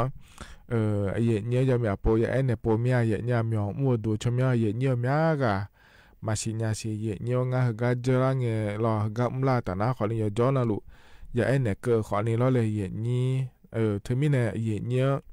เงี้ยโปแอปเปิลเนี่ยมาเดเยนี่สิญญาเดินนะขอเนี่ยเดี๋ยวมันง่ายหรอแล้วมาสิญญาเดินนะขอนี่สิญญาพาฮกามีออกมัวดูนะสวทเจใหม่แล้วคู่มาเดแล้วรอเยเนียวที่ขอรวยแล้วจอดามาเยเนียวฮกาเนี่ยนะก็พระจักรเอกาตอนนั้นในบิสิบิกามาเยเนียวมีเนาะรออันนี้เชบาลาเชสีล้อ อายามนาลีก็หอจะได้แนชุ่มลาที่เกินเดยเยเดเธออาเดือในมนตรีรอในอนุทินชาญวีรกูลอายุเกินเนี่ยบอจางอาเดยเยเดเธอก็บอจาก็ดูนะขอในการประชุมคณะกรรมการอำนวยการป้องกันและปราบปรามการกระทำความผิดอาชญากรรมทางเทคโนโลยีและขั้วพอปะเนี่ยรอเธอก็บอจางาเดยเยอะรอยุ่งเบิกขายสื่อแล้วรอออนไลน์เอาไปแล้วก็ก่อแม่ยมยาจิโดล่าอย่างงานเนี่ยอย่างนี้เธอมีเนี่ยเราเดี๋ยวเจ้าเนี่ยเขาก็เราคุยเราดาชาดาจะผ่านงานเลยอย่าบอกจ่ายงานเนี่ยเราน่าเธอก็อย่าบอกจ่ายเราคุยนะคนนี้ยุ่งมาเนี่ยเธอการปัญหาอาชญากรรมออนไลน์และคู่งานเถียเนี่ยเราออนไลน์ไปไหนนี่ไม่ใช่ซื้อร้านเนี่ยเราจอเล่าโลเหี่ยจ่าเล่าเมียจ่าเล่าโลเราเสดายุโดโลเลยเมียจีอย่างงานเถียเนี่ยเรา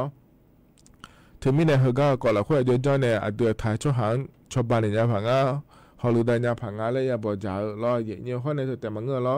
อีนุ่มดอที่ดอยอดื้อมาอยากการที่มือก็โดนนะคนนี้สแกมเมอร์และคู่งานเถียเนี่ยเราสแกมเมอร์ก็ก่อมาบ้านนี้นะยสื่อมันเงาเถียเนี่ยเด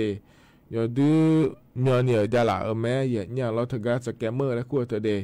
นักสแกมเมอร์และคู่เธอนะขอเนี่ยจริงอะไรและยุ่งอะไรอย่างนี้เนี่ยเธอนะขอนี่เนี่ย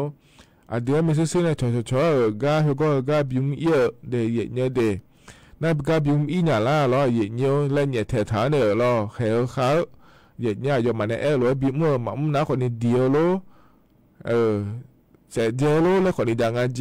เนี่ยล้อสแกมเมอร์และคู่งานเถียเนี่ยล้อเธอก็มูลนิธิกระจกเงาและคู่ไปเนี่ยจะรู้เลยนะล้อเนี่ยไอ้ยุ่งแต่มันเงยจะล่างเงี้ยเนี่ยล้อ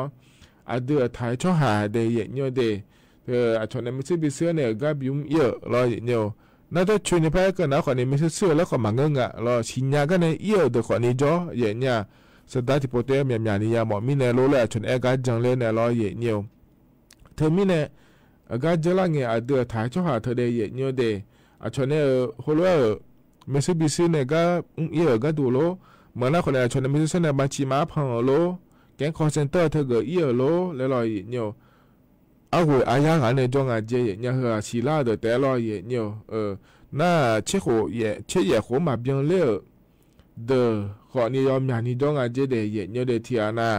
อาหูเชื่อหัวเบียงละแต่สิเจตก็จะเดินเนี่ยไม่ใช่บิเซเนี่ยรอตัวบิจังเดเนี่ยเด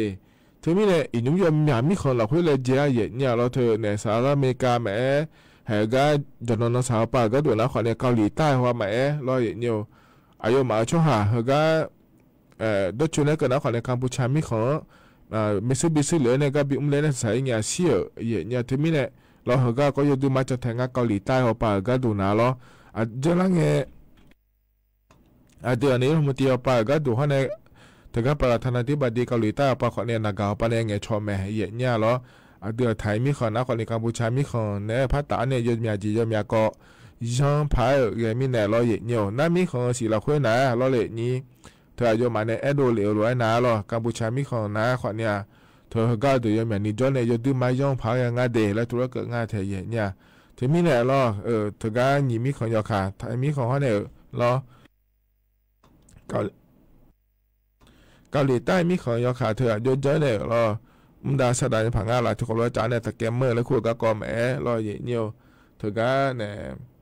ยังมีจียังมีก็เราคุยมาเราเลยอย่างนี้เธอมีเนี่ยล้อเลยอย่างนี้มีน้าคนเนี่ยเฮก็ก่อนเราคือข้อนี้อย่าบอกจ่ายง่ายเดียอย่างนี้เลยจุดนั้นเดือดไทยมีของเฮแล้วเดือดไทยช่วงหางฮอลลูดายาผังง่ายเดือดไทยมีของฮอลลูดายาผังง่ายเฮก็ต่อรู้เราคือเดแล้วง่ายเทียอย่างเนี้ยเราเธอมีเนี่ยก็เลยน่าไม่หัวป่าก็ดูน้าคนเนี่ยรัฐบาลป่าก็ดูน้าเลยเนี่ยก็ก่อหัวโยหือก็ก่อแล้วเกือเนี่ยมันด่ามาเดแล้วธุรกิจง่ายเทียเนี่ยเรามีเนี่ยเฮน้าคนเนี่ยมีเนี่ยเธอก็รัฐบาลปานยาปอจ่าหลวยรอเย็นเนี่ยจะกะเอกะดานเนี่ยบีซีบีกะเลเดเย็นเนี่ยเดเพราะเนี่ยสุดท้ายก็ก่อนนะรอเย็นเนี่ยให้เย็นนี้เพเสื้อย้อนถอดเดิมแม่เย็นก็ดูขอนี่รอเย็นเนี่ยเธอเนี่ยอันนั้นนี่เช่รอเย็นเนี่ยมีน้องเนี่ยฮึบอันนั้นนี่เช่ว่าบาลาเฮเสียงนะเดเย็นเนี่ยเดถือกับเทศกาลกินเจและขั้วอายามะชาลาแม่เนี่ยเหรอถือศีลตีนเจและขั้วเทียเนี่ยเฮก็เจนะคนที่เขาเชื่อเนี่ยเหรอสาจีมาจาเนี่ยเอาเปล่าเนี่ยมาเตจ่าก็ดูเดอันนั้นและชาลางานเทียเนี่ยเหรอเฮ นะขอนี่มานี่นะรอคือรอจ้อก็ดูเดและแม่เย็นเนี่ยรอเซอร์จะอยากมาเสียมาจานเนียวและรอเย็นเนี่ยที่มิเนี่ยยมอยากหาเนาะขอเนี่ยเธอก็เธอเนี่ยยามเราคุยนะรอสายจีมาจานเนียวเลยนี่สายจีก็เลยอยู่เจดาลูเดเย็นเนี่ยเดเธอเนี่ยอายามันเนี่ยอันโยหังเงยจะตัวหลุดล้อจะจีหังเงยจะตัวงาสาเงยจะเธอเนี่ยรอสีสายจีจานเนี่ยเดอเดรอเย็นเนี่ยเขาเดินมาจานนี้หัวเปล่าเนี่ยเธอแต่ใจจะเดเย็นเนี่ยเดได้ที่อันนั้นนะขอเนี่ยเธอใช้ผู้หุ่มมาของมาจาสายสันนิษฐานเดินนะรอเลยเย็นนี้เธอมีเนี่ยเฮงเงินเนาะเฮงยันเนาะเราคุยนะเย็นนี้รอเย็นเดียวเธอเนี่ยกุหลาบหัวโลจ้าก็ดูขอเนี่ยจังยันไม่ได้มาเนี่ยนะอยู่ห่างมาดูเนี่ยขอมือแล้วพระยาเธอเย็นเนี่ยเราใส่ยิ้วมาเจมาจาเจอเธอนะเดเย็นเดียวเดเธอมีเนี่ยเฮงก็มีเนาะเราคุยเราเทศกาลถือศีลกินเจแล้วคุยเธอยังง่าเดเล่เย็นนี้เจ้าหมอเดินนะเจ้ายาผายแล้วยุ่งแล้วจะกาเนี่ยบิสิบิกาเลเดเย็นเยเดเฮกานาเนี่ยแต่ชาติยุ่งแล้วพนักดามาเดเย็นเยเดอันนี้บุยูเนี่ยชาดอช่างหาเย็นเนี่ยหรอที่เขาเลยนะหาเบียดามาเย็นเย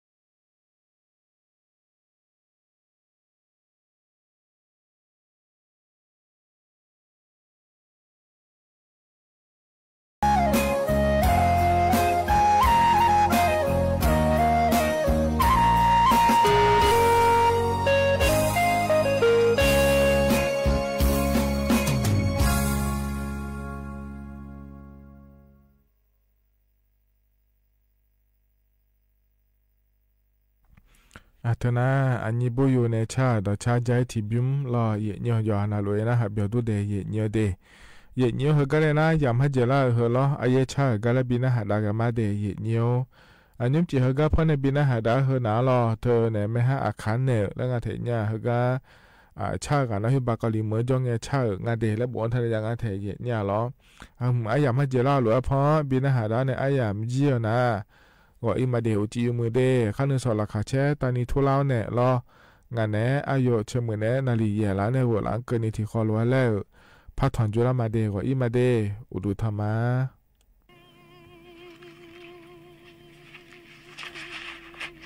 จิมามิเจโองะฮาทิกากะเล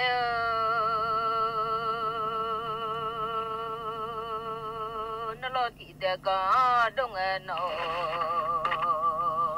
นโลจะสุกิเดกะดงเอนโลยะอุจะสงอะกะตอโลเอดงเอเด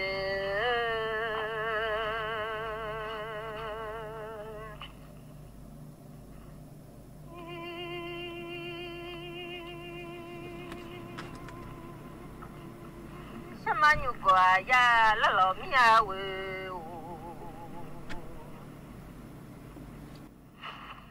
Sama miza Nyugo ya lalo anya miti de lo nyugo anyu Lalo mia Sama miza nyugo ra lăng mi ti de lo nyu ko anyu lăng loi na o mi de ha ti ga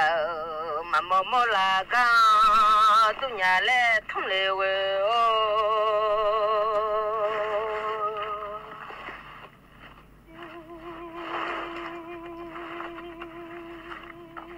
ma mo no pyo mo la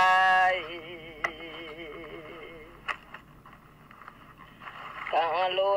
dunia maka galaga dunia telo galagai dunia no cuma miteng hatiga syae miawe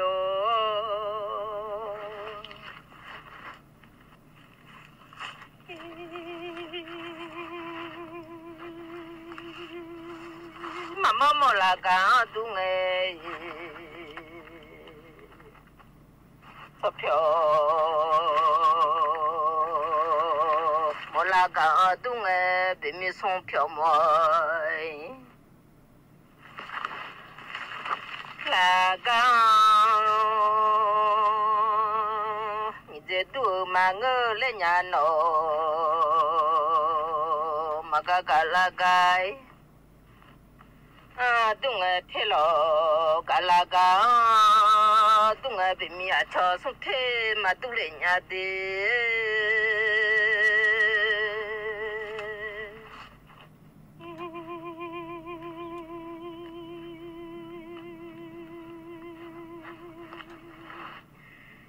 Mama molaga dunya no pyo moi Laga dunia maka galaga dunia te lo galaga dunia kunu te lo no te galaga dunia te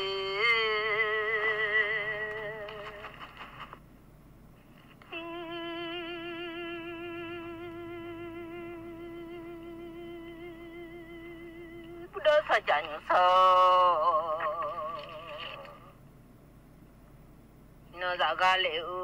ha le nge no le yo mang nyai no ti ti sho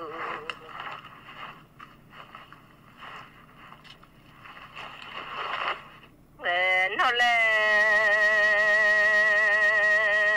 yo nu mang le nya no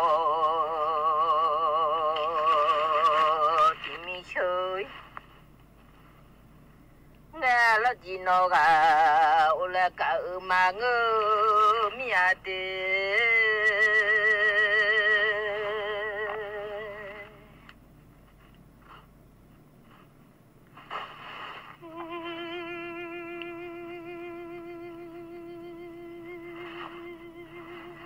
bà chưa mỏng nó lê cho nhà đi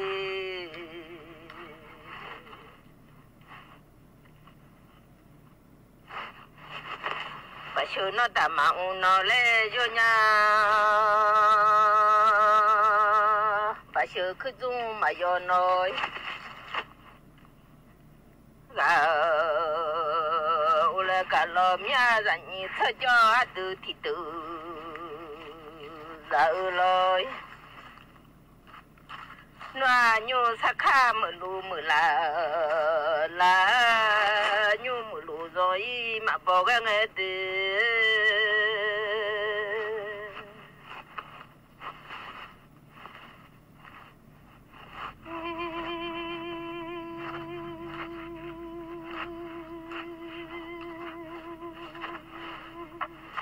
cái chỗ này thôi nó chỉ lo mía đi na cầu nè thôn lúa cho khó cho khó nè đồng thọ lối mía lo dặn nhị thọ cho từ thịt từ chỗ na cầu nè thôn nó tiêu vàng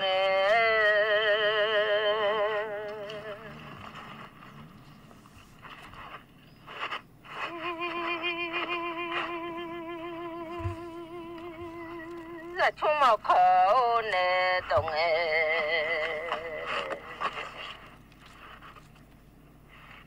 thổ gà lê cho thì nua mà sửa ra lo mà cho thì mi mà sửa bà mưa ra lo mà cho từ thì mà sửa như nô ngã lại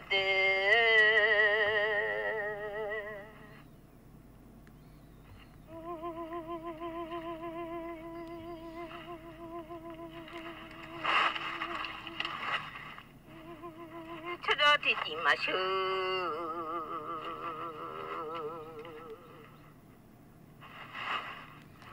nô lệ nô mà thế những người đã bà thế xa lo mà đi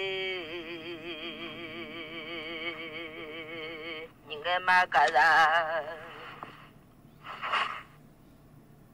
bà thế xa lo mà những người mà mò ra bà phiền lối mà là nhị thơ cho từ thì từ những người đã bà thế sang lại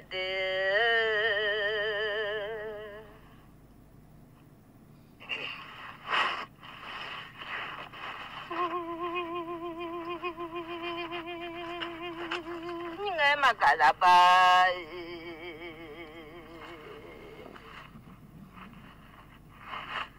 sa ra ngay le những người đã bắt thì sa tu nhà đi hú cả những người hú cả ra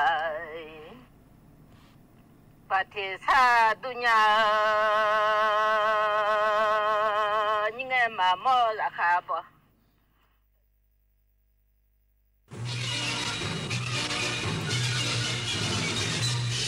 สถานีวิทยุกระจายเสียงแห่งประเทศไทยและเครือข่ายทั่วประเทศเสนอข่าวต้นชั่วโมง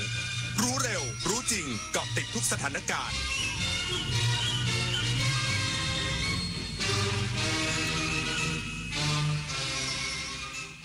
รับฟังข่าวต้นชั่วโมง 22 นาฬิกากับอานนท์ นันตะสุคนครับนายกรัฐมนตรีหารือทางโทรศัพท์กับนายกรัฐมนตรีเวียดนามยืนยันขับเคลื่อนความร่วมมือทุกมิติอีกสักครู่ก็มาติดตามรายละเอียดครับเสียชีพอย่าเสียสัตว์พดุงไว้ซึ่งคุณธรรมติดตามเรื่องราวของพันวานอนผู้กล้าหาญจะเกิดอะไรขึ้นกับพวกเขาสู่ความยิ่งใหญ่ของโขนมูลนิธิส่งเสริมศิลปาชีพวันที่ 6 พฤศจิกายนถึง 8 ธันวาคมนี้ณศูนย์วัฒนธรรมแห่งประเทศไทยเปิดจองบัตรแล้ววันนี้ที่ไทยทิกเก็ตเมเจอร์ คุณได้สิทธิ์กู้ เงิน 300,000 บาทหากสนใจคลิกลิงก์นี้ได้เลยอย่าคลิกเด็ดขาดงานพาร์ทไทม์ออนไลน์งานสบายรายได้สูงอย่าเชื่อครับชีวิตจริงไม่มีใครคอยเตือนแบบนี้กลโกงอันแยบยลอีกมากมายของมิจฉาชีพโดยการส่งข้อความโทรศัพท์สายโทรเข้าหลอกส่งพัสดุรวมถึงแอบอ้างเป็นเจ้าหน้าที่รัฐป้องกันอาชญากรรมทางเทคโนโลยีด้วยการไม่โลภไม่ตื่นตระหนกกับข้อความชวนให้หวาดกลัวไม่หลงเชื่อใครง่ายๆรู้เท่าทันสื่อไม่ตกเป็นเหยื่อของมิจฉาชีพ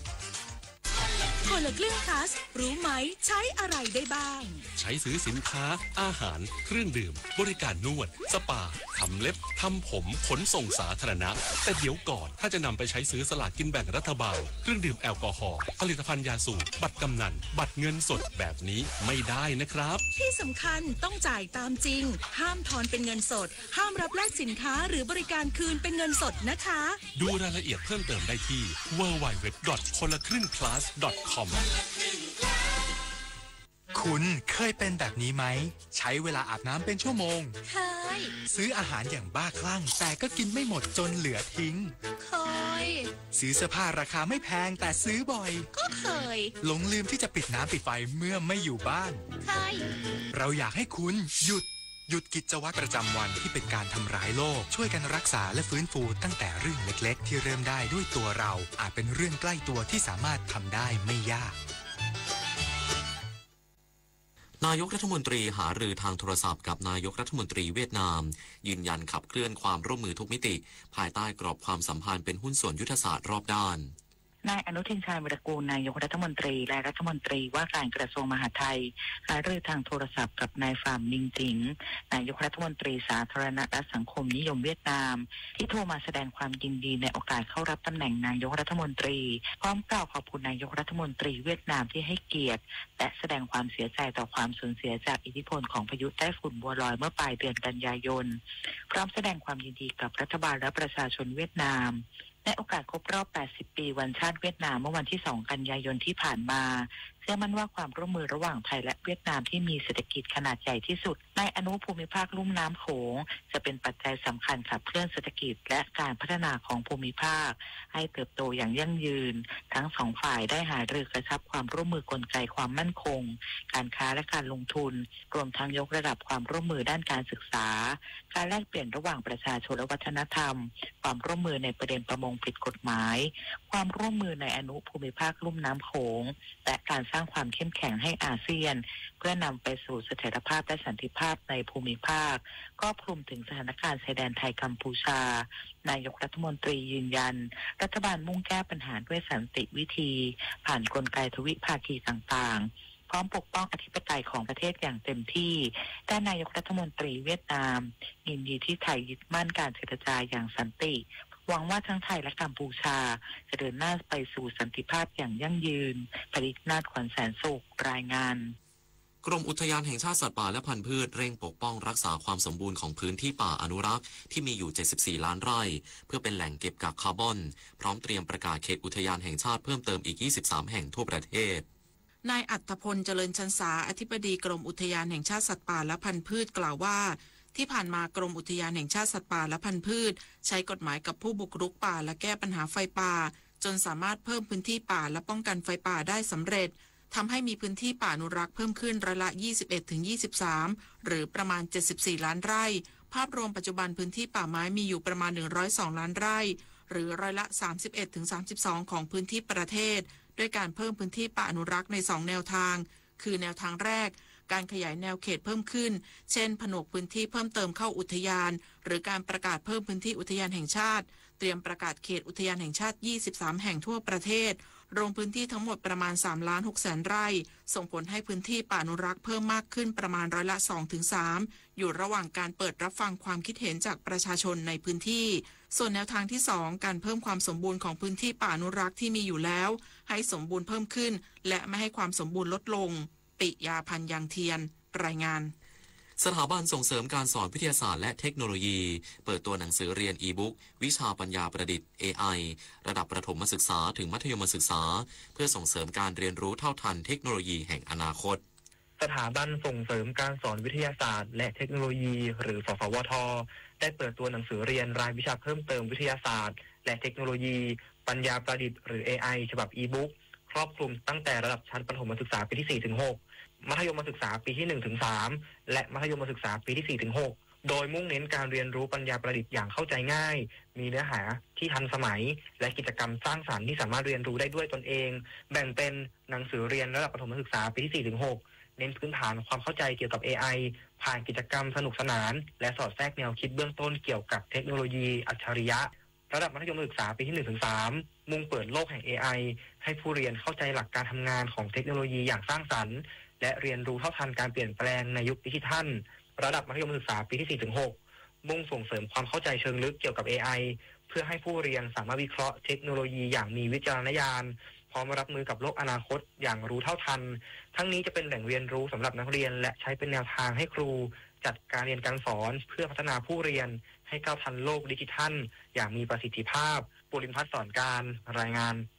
จบข่าวอานนท์นันตะสุคนอ่านรับฟังข่าวครั้งต่อไปเวลา 23 นาฬิกา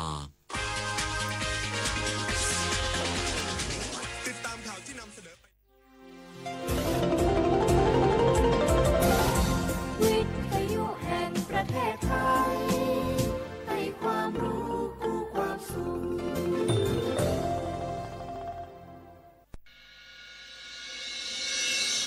สถานีวิทยุกระจายเสียงแห่งประเทศไทยจังหวัดเชียงใหม่ AM 1476 กิโลเฮิรตซ์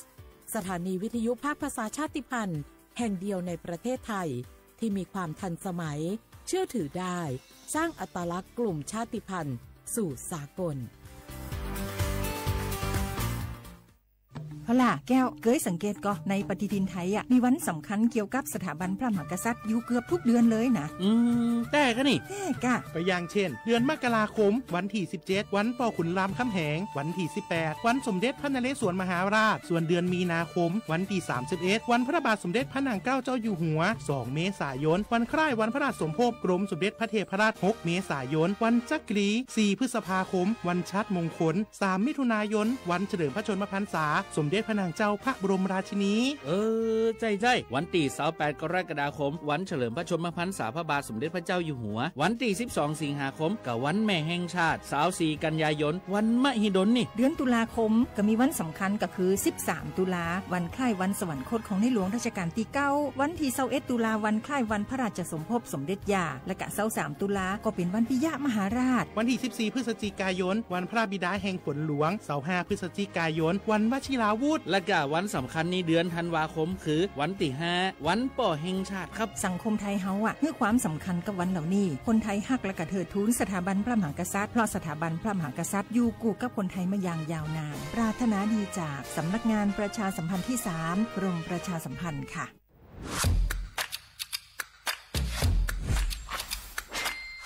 กลับมาแล้ววันนี้กับโครงการคนละครึ่ง plus รัฐออกครึ่งประชาชนออกครึ่งช่วยเศรษฐกิจไทยหมุนเวียนเติบโตถ้าเราช่วยกัน plus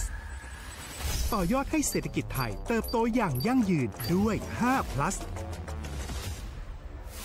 plus ที่1เพิ่มช่วงอายุผู้เข้าร่วมโครงการจาก18ปีเป็น16ปี plus ที่2เพิ่มวงเงินใช้จ่ายจาก150บาทเป็น200บาทเพิ่มพลังซื้อของประชาชนเพื่อกระตุ้นการหมุนเวียนในระบบเศรษฐกิจฐานรากลดภาระค่าครองชีพ plus ที่3เพิ่มสิทธิพิเศษด้วยการดูแลผู้ที่อยู่ในระบบภาษีให้ได้รับสิทธิพิเศษมากขึ้นเพื่อสร้างแรงจูงใจให้ทุกคนร่วมอยู่ในระบบอย่างโปร่งใส plus ที่4เพิ่มโอกาสให้นิติบุคคลขนาดเล็กเข้าร่วมได้ให้ธุรกิจเติบโตเป็นกำลังสำคัญของเศรษฐกิจไทย plus ที่5เพิ่มทักษะใหม่เพื่อพัฒนาให้ร้านค้านำความรู้ใหม่ๆมาช่วยเพิ่มยอดขายลดต้นทุนเรียนรู้เติบโตและปรับตัวไปกับเทคโนโลยีใหม่เพื่อสร้างเศรษฐกิจที่แข็งแกร่งจากคนละครึ่งสู่คนละครึ่ง plus ไม่ว่าจะสั่งข้าวคนละจานชาเขียวคนละแก้วขนมเค้กคนละชิ้นหรือหลายๆชิ้นก็ใช้ส่วนลดได้ทันทีสูงสุดวันละ200บาทแถมใช้กับฟู้ดเดลิเวอรี่ก็ยังได้สำหรับประชาชนไทยอายุ16ปีเป็นต้นไปสมัครรับสิทธิ์ผ่านแอปพลิเคชันเป๋าตังวันที่ 20-26 ตุลาคม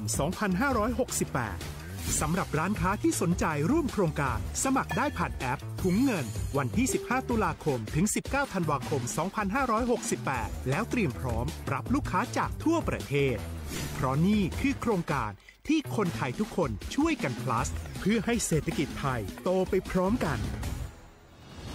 โครงการคนละครึ่ง plus ดำเนินการภายใต้เป้าหมายที่ชัดเจนของรัฐบาลในความต้องการกระตุ้นเศรษฐกิจลดภาระค่าครองชีพให้ประชาชนและยกระดับศักยภาพผู้ประกอบการไทยให้พร้อมในยุคดิจิทัลโดยยังคงยึดหลักความโปร่งใสตรวจสอบได้และป้องกันการใช้สิทธิที่ผิดวัตถุประสงค์คนละครึ่ง plus เพิ่มพลังเศรษฐกิจไทยพร้อมโตไปด้วยกัน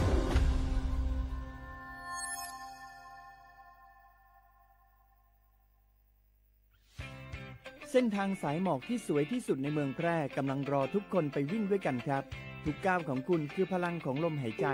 ชวนเพื่อนชวนครอบครัวมาวิ่งฝ่าสายหมอกเพื่อโรงพยาบาลแพร่ในวันอาทิตย์ที่7ธันวาคม2568บริเวณลานกิจกรรมหลังวัดพระธาตุช่อแฮมาร่วมกันส่งต่อพลังแห่งความดีเพราะทุกก้าวของคุณช่วยต่อชีวิตให้กับผู้ป่วยในโรงพยาบาลแพร่สมัครได้เลยวันนี้แล้วไปวิ่งด้วยกันในวันอาทิตย์ที่7ธันวาคม2568พบกันบริเวณลานกิจกรรมหลังวัดพระธาตุช่อแฮนะครับในยุคที่เทคโนโลยีก้าวกระโดดโจรออนไลน์ก็ก้าวตามมาติดสื่อออนไลน์เปรียบเสมือนแหล่งข้อมูลชั้นดีของโจรออนไลน์เราควรใช้สื่อออนไลน์ด้วยความระมัดระวังและป้องกันตัวเองจากโจรออนไลน์ด้วยคาถา3อย่า 1. อย่าโหลดแอปจากแหล่งอื่นๆที่ไม่ใช่ App Store หรือ Play Store 2. อย่าแอดไลน์คนที่ไม่รู้จักหรืออ้างเป็นเจ้าหน้าที่หรือหน่วยงานต่างๆไม่ว่าจะเป็นจากรัฐหรือเอกชนและ 3. อย่าสแกนใบหน้าหรือให้ข้อมูลส่วนตัวในแอปที่ไม่รู้จักเด็ดขาดที่สำคัญควรท่องให้ขึ้นใจว่าธนาคารจะไม่แนบลิงก์ทุกประเภทผ่าน SMS และอีเมลรวมทั้งไม่ส่งลิงก์ขอข้อมูลสำคัญผ่านช่องทางโซเชียลมีเดียยกเว้นกรณีลูกค้าร้องขอด้วยตัวเองเท่านั้นด้วยความปรารถนาดีจากสำนักงานประชาสัมพันธ์ที่ 3 กรมประชาสัมพันธ์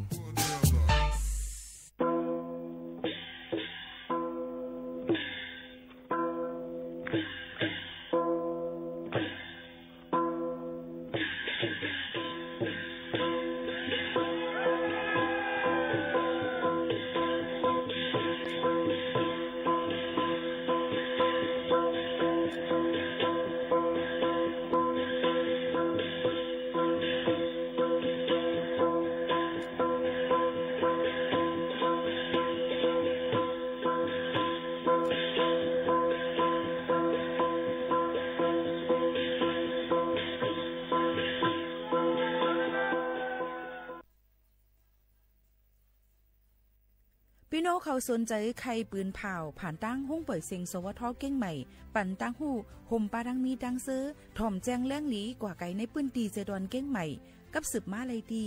สวทเก้งใหม่หมายฝน053-276-068และ092-246-8579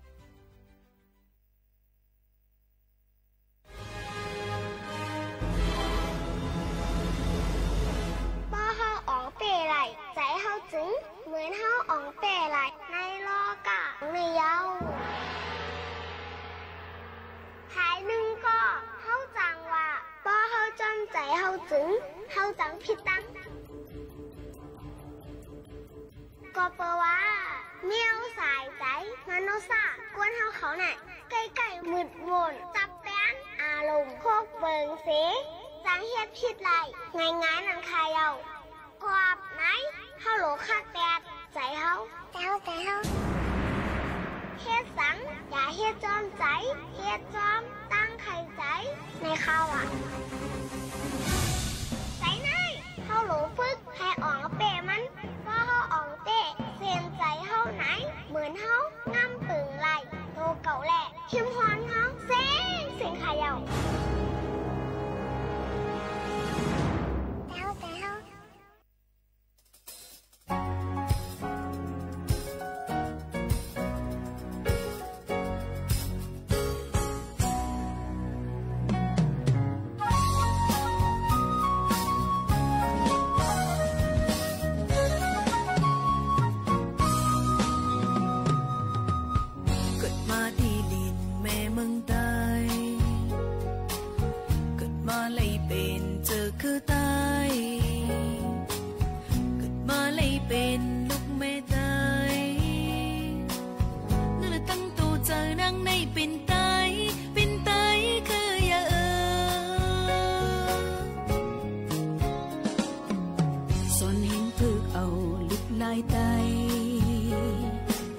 เล็บเห็นดูอันปักปืนไตกบนังหักษาฟิงคือไตเนื้อเนื้อตูเจอนังในหักไตคืออย่างบุญพรนางอันมีดาเนื้อเจอคือบุญพรนางอันมีดาเนื้อวันมั่งนานนางนี่ก็เจอจอยหับหังเลยมีบนลีตาบุญไตภาวานางได้มีไว้ตาเจอคือภาวานางได้มีไว้ตาวันมั่งเงาน้ำจะหักเนื้อเจอจัดเป็นหือเป็นนังต้นลำปัญญากมนางในเป็นไต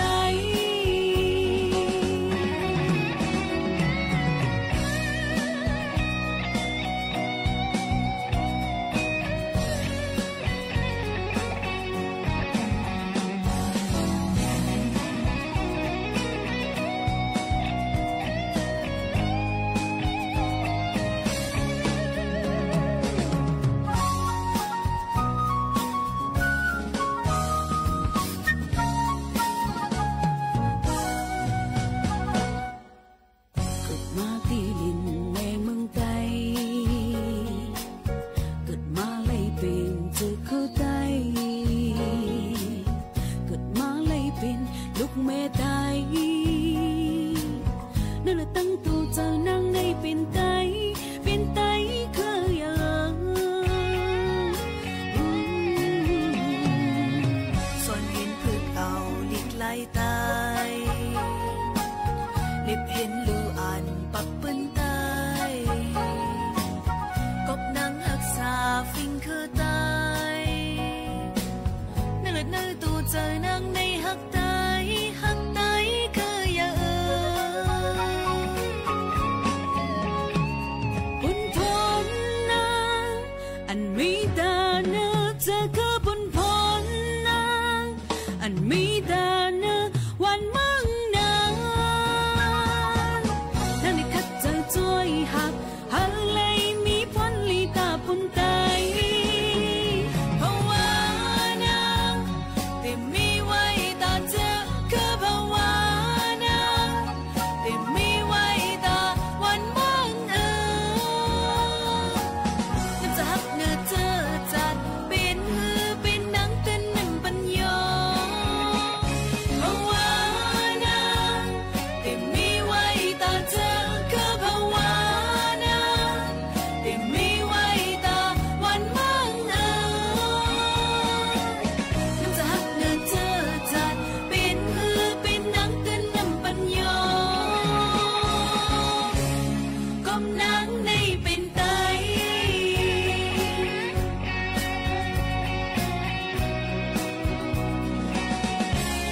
กมนางในเป็นไต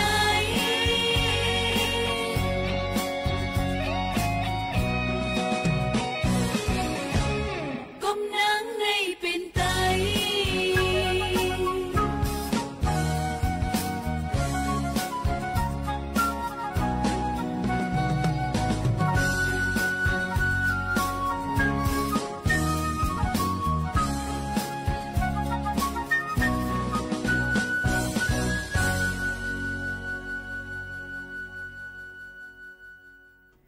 เมื่อซุงค่าเมื่อซุงพี่น้องพุงยินถ่อมเฮาคาตั้งเสียงกูกอกูเกินค่ะทบกันตีเนอร์ตอนการหุ้งปล่อยเสียงสวทเก้งใหม่ AM 1476 กิโลเฮิรตซ์ค่ะพบทบจอมกันกูวันพอถึงมาข่าวยาม 10 โมงถึง 11 โมงกลางเนยกลางค่ำอยู่จอมเขาผู้ปืนเผาและผู้จัดรายการโมข่าวนุ่นค่ะสุภาวันเชื้อสารวินเป็นอุ้ยก่อไอเซพี่น้องเขาค่ะปืนปล่อยเสียงกว่าดังเรดิโอออมล้ม AM 1476 กิโลเฮิรตซ์ค่ะปืนปล่อยเสียงกว่าดังแฟนเพจ Facebook สวทเก้งใหม่ AM 1476 กิโลเฮิรตซ์follow ติดตามกันเลยค่ะเยาก่อนไลฟ์ผ่านดัง TikTok ในกว่าดัง3 ตี 3ตั้งจอมกันกำเหลวหนังคือบ่ได้เข้าถึงพี่น้องเขา เปล็กหนุ่มเท่าใจยิง3 ป่าน 7 แสนนั่นในค่ะเนาะมาถ่อมจ้อมกัน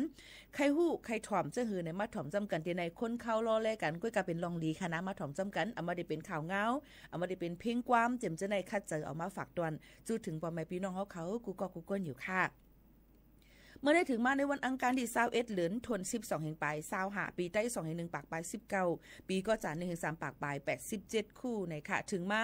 เหลือน11ลับค่ะในวันเมื่อในค่ะเนาะเป็นวันเหลือน11ลับในนั่นค่ะก็นั่นแหละเป็นวันศีลวันธรรมตอนน่ะเจ้าคือเกยอย่างพุทธภาษาฮังลีเซออนต้องเซเก่ากันกูก็กูก้นค่ะขาวยืนจู้ฝากตวนจู้ถึงพี่น้องเขาอยู่ค่ะมาถ่อมตัวค่ะพี่น้องเขาเกี่ยวกับไปลองข่าวเงาฟิงฟ้าราศีกันตั้งเมืองใต้ในอีกวันนึงในค่ะต้นตีแต่มีฝนตกลงมาลมกระดมเย็นก็เข้ามาในเขากัดเดียวค่ะนะยก็ติมีผ้าผาหลังจ้อมลมกระดมเย็นจะอยู่ดีกลางในที่มี16ต่อถึง26ค่ะในว่าตึบพองแมนพองดีอยู่มันในค่ะตั้งต้นตีค่ะนะตั้งลาเซียวก็จะมีลมกระดมเย็นที่มีดี19องศาดีกรีค่ะไว้วันก็จะมี29เก้งตุงเด่มปอมีฝนเนี่ยค่ะลังเคินนำจางหมู่เจตะคิเล็กมีฝนเนี่ยค่ะเนาะยังถึงแต่มีฝนก็จะมีดีต้นตียก็ตั้งลาเซียวแต่มีฝนตกลงมาอีออดผ้าผาหลังก็มีไหลเหมือนกันอันนี้เป็นข่าวเงาดังเมืองไต้เนี่ยค่ะเพราะเดี๋ยวมาด้วยดังเมืองจึงไทยดังปอดห่องจึงไทยในวันเมื่อในจึงกลางในเจ้าเตกัดค่ะยก็เดี๋ยวมีฝนตกลงมาหมอก10 ถึง 20% กล้วยเนี่ยค่ะพี่น้องเขากำนำก็เดี๋ยวมีดังแม่ฮ่องสอนเดี๋ยวมีดังเจดอนเมืองตากค่ะเดี๋ยวมีดังกำแพงเพชรลมกระดมเย็นกลางในเจ้าเตอยู่ที่20องศาดีกรีไว้วันเตมี23ในนั้นค่ะเขาตั้งเจดวันตั้งนานั้นฝนก็เตตกหมังปุ่นตียก็ตาเผยสันลอยเตกัดนำเตอร์มาหรือเซเก่าเที่ยงค่ะปอแม่พี่น้องเขาอันนี้ก็เอามาฝากตวนทุถึงกูก็กูก้นให้ละยินถ่อมจ้ำกันในตอนการเฮาคาที่ไหนเกี่ยวกับไปลองฟิงฟ้าราศีในนั้นค่ะเนาะก็เป็นนั้นแหละมันเด็กเขามาในข้าวกัดค่ะกำฝนตกกำแดดออกกำไม้กำกัดไหนใน1วันมีเป็นหลายข้าวให้พี่น้องเขารู้รวมได้ถึงป้ายยูริกันในค่ะกว่าลังไหนไปดังไหนก็ถ่อมด้วยข่าวเงาฮอลดฮอก้าในก็ฮอให้รถเพกันกูก็กูก้นในค่ะยก็เตกว่าที่ไรหรือเลยวางแผนกันไว้นั่นขนาดป้อมได้วางแผนมันเตะยับค่ะยก็ใครฝากไว้ปันว่าวันที่23เหลือนในอันจำได้ถึงมื้อพุกมื้อฮื้อในนะคะมื้อในวันอังคารพุธพัดแทง2วันที่23เตเป็นวันลือการดอนดักก้นอันเหตุการณ์ลุ่มหับกันขุนดังเมืองซึ่งไทยเป็นวันลือค่ะย้อนบ่ว่าเป็นวันปิยมหาราชเนี่ยค่ะเป็นวันอันคุณค่ำในตนที่หาเขานั่นนี่ค่ะเนาะก็เปิ้นนั่นแหละเปิ้นก็ติขึ้นลือขึ้นย่างนองนาการอันเหตุการณ์ลุ่มนะคะอันเหตุการณ์ภายหับคักขุนเมืองนั่นขนาดเนาะนี่ก็มาฝากตอนถึงพี่น้องเขาค่ะ23 24 25ปีโมเขานุ่นเตอำเลยอยู่ที่เก้งใหม่ค่ะติออกข้าวตั้งกว่าตั้ง7วันเก้งหายกว่า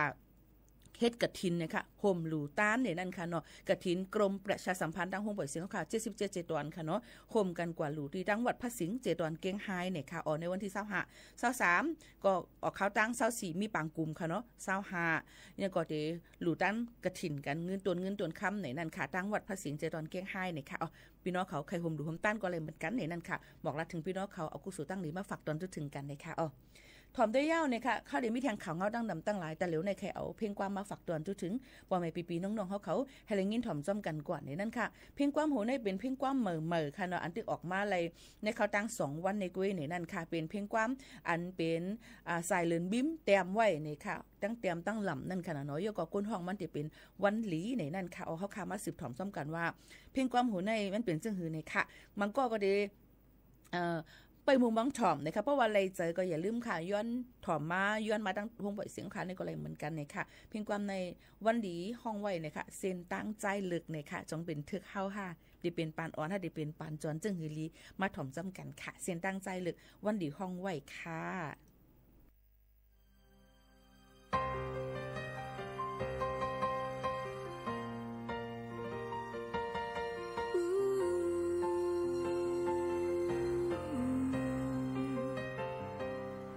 chẳng hoạt trưng ma yêu yếm mơ ăn đaวันตกจงหนึ่งใส่เส้นจังหักเฮาเลสือมีแรงเฮอทองเปิ้งยาวไปมือเนื้อดังอันลาบสิ่งกำยิบมือใจไว้มันเก่นสีตาโกลือไล่ดังมันยังอันดีไปมือดังมือผาที่ยันแกโอ้หักน้องเยาวสันได้มือจอมก็ไม่ไหนปล่อยนางไล่กืดอยู่ก็เลี้ยวไปมือเนื้อคืน มันแรงผู้เจ้าสู่ใจนั้นมีนางยาวมือกว่าจอมหอกวันเป็นแต่นางเจเสมอจอมหักสุดสิ่งให้ไว้เป็นสังใจส่วนห่างบ้าซื้อนางคำทิพย์ก็เลี้ยวยืนลองหักเขาเธอปนไว้เหมือนเธอนอนฝันยืนส่วนห่างบ้าซื้อมือกว่าจอมเส้นตั้งเลิกไปดาบนนางเดส่งสิ้นไว้ลองหักมัน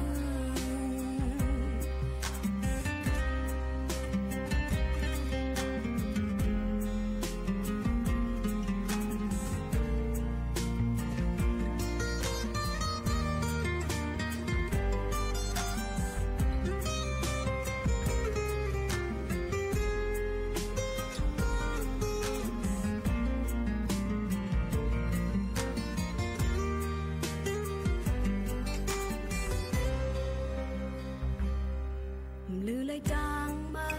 ยังอันดีไปมือดังมือผาที่ยันเกอูหักน้องเยาวซ้ำดีมือจอมก็มาไงปล่อยนังไล่กืดอยู่ก็เลี้ยวไปมือนาคืนมันลาบสิมันแรงผู้เจ้าสู่ใจ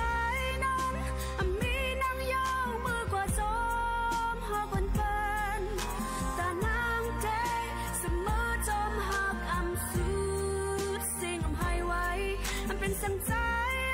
ส่วนห่างบ้าซื้อนางคำทิพย์ก็เลี้ยวยืนลองหักเขาเธอปนไว้เหมือนเธอนอนฝันยืนส่วนห่างบ้าซื้อมือกว่าจอมเส้นตั้งเลิกไปดาบนนางเดส่งสิ้นไว้ลองหักมันดาบนนางเดต่อสู้จัวที่หักมัน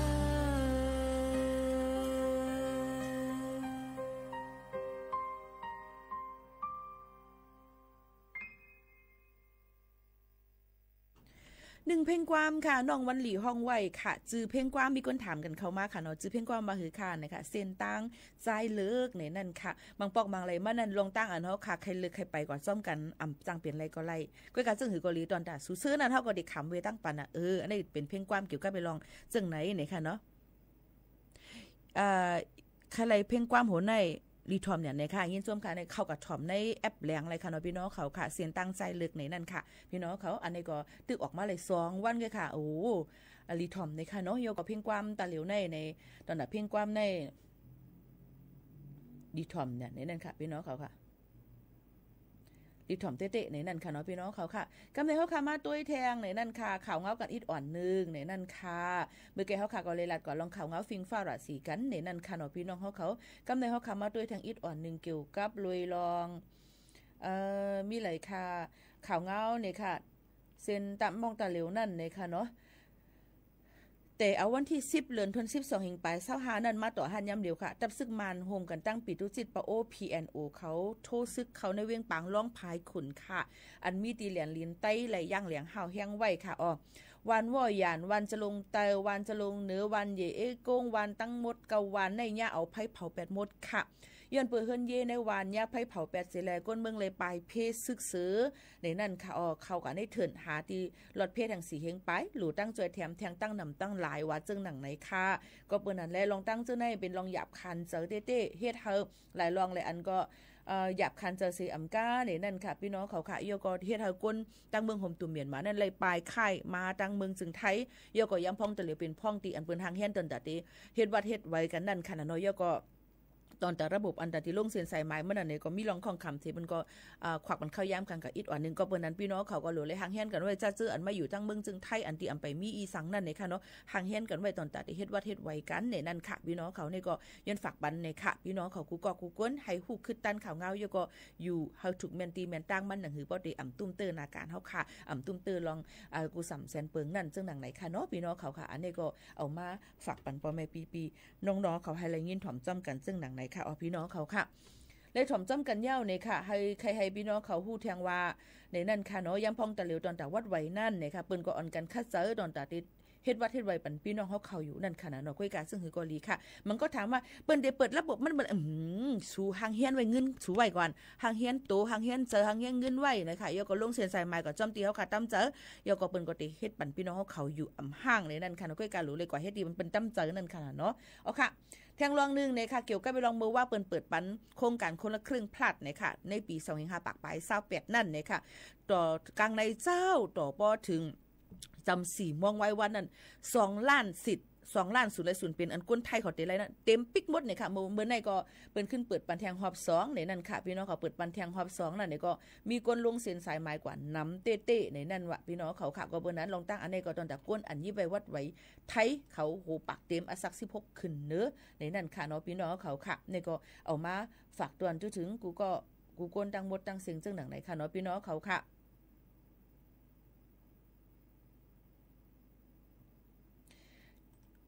ถ่อมซ้ำกันยาวในนั่นค่ะเนาะเยาก็แทงรองนึงนั่นในค่ะน้ำมันกาขันน้ำมันลดยอมลงมาอีกอ่อนนึงค่ะพี่น้องเขาค่ะกาขันน้ำมันได้เนี่ยค่ะลองอยู่สร้างกินเศร้าต่อที่หากินเลี้ยงต้องเขาค่ะนั่นค่ะเนาะดีกว่าตั้งไรไปตั้งไรก็จะเลยเจอมันนั่นเนี่ยค่ะพี่น้องเขาค่ะกาขันลดยอมลงมาดีเซลก็ลงมาอีกนึงลงมา 0.50 ในค่ะเนาะถึง1วัตต์ค่ะเนาะแก๊สโซฮอล์ก็ลงมา 0.30 ในค่ะกูอันนั้นอันเป็นแก๊สโซฮอล์9195 E85 E20 นั้นลดยอมลงมาแทง 0.30 สตางค์ในค่ะในวันมื้อไหนค่ะเนาะแต่มื้อ5โมงกลางไหนอันนี้ก็เป็นลองหากินเลี้ยงต้องเฮาค่ะลงมาอีกอ่อนนึงก็แค่นิดอ่อนนึงกาขันค่ำก็ขึ้นลงในค่ะกาขันค่ำตะเหลียวในก็เตเลยว่ากาขันมัน1เก็บในกาขันเหยือกเต้ๆค่ะพี่น้องเขาค่ะเนาะกาขันเหยือกเต้ๆนะคะเหมือนในคืนเที่ยงปฏิจำถึง 70,000 เนี่ยค่ะพี่น้องเขาค่ะเหมือนในคืนเที่ยง 1,100 อ่ะเราตกใจทุกข้อเนี่ยค่ะเนาะพอมีคำก็ขายนั้นก็ซื้อไว้มันก็ว่าค่าขายอยู่ก็ขับไปฮู้ดิเอาขายเหมือนค้าในรีเลียวเนี่ยนะ1เก็บในเนี่ยค่ะ1วัตต์เนี่ยค่ะนะ1วัตต์ทองคำแตงในขายออกใน 67,100 วัตต์ค่ะปอกคำที่3เนี่ยค่ะนะขึ้นลงๆเหมือนในนั่นเนี่ยค่ะยกก็ว่าเป็นคำสายข้อว่าจบไปอันจิมเจ้าในก็1แก็บใน 67,900 บาทไปป้ากาไล่กะหังมันเนี่ยค่ะเนาะอันนี้ก็ขึ้นลงๆพี่น้องเขาค่ะเหมือนในขึ้นแทง50บ่ค่ะโลนำเต้เนี่ยค่ะ3ปอกเหมือนในนั้นขึ้นลงๆเนี่ยค่ะเนาะนำเต้ๆอันนี้ก็เป็นการก้าการขายการป้ายมักมีรองการวันการเมืองก็ป้าหลายรองหลายอันในนั่นค่ะเนาะก็มีจังไหนเอาค่ะพี่น้องเขาในก็มาฝากตอนจนถึงพี่น้องเขาสิเฮาถูกดีเลยเฮ็ดจังหือการคัดล่ามไว้ยก็ยามมาลาขนาดนาการแทงหลายๆปีตั้งนาเตอัมมี่เนี่ยเจมเจในก็ติมีเทียงลูกกว่านี่ค่ะเนาะนั่นน่ะค่ะเฮาก็มาฝากจ้อมกันที่ในให้ได้ยินถ่อมจ้อมกันในตอนการเฮาค่ะอำว่าอีหังก็เยาเนี่ยค่ะป้อเฮาค่ะคัดเจอป้อเฮาค่ะมีหลองตั้งเยืองอ่านเฮาค่ะเตรียมทุนนั่นนี่ก็เอามาฝากปันพี่น้องเขาสิครึ่งปองให้สร้างกว่านั่นขนาดเนาะพี่น้องเขาค่ะมาถ่อมด้วยแทงเพลงความค่ะเนาะมาถ่อมด้วยแทงเพลงความหวานหูถูกใจแทงดึงหูก่อนนะคะแต่เหลียวในหาอำไปหันค่ะเนี่ยจูหาไปหันในค่ะที่เอาเพลงความใจใส่เหลือมเปิ้นย้อนกันเข้ามาค่ะนำเต้เนี่ยค่ะมองไปเนี่ยค่ะหาลิงมันหันค่ะในพี่น้องเขาเจ้าตัวตรงตุ้ยกับหัวค่ะพอตุ้ยเนี่ยก็ส่งมาปั่นอินค่ะ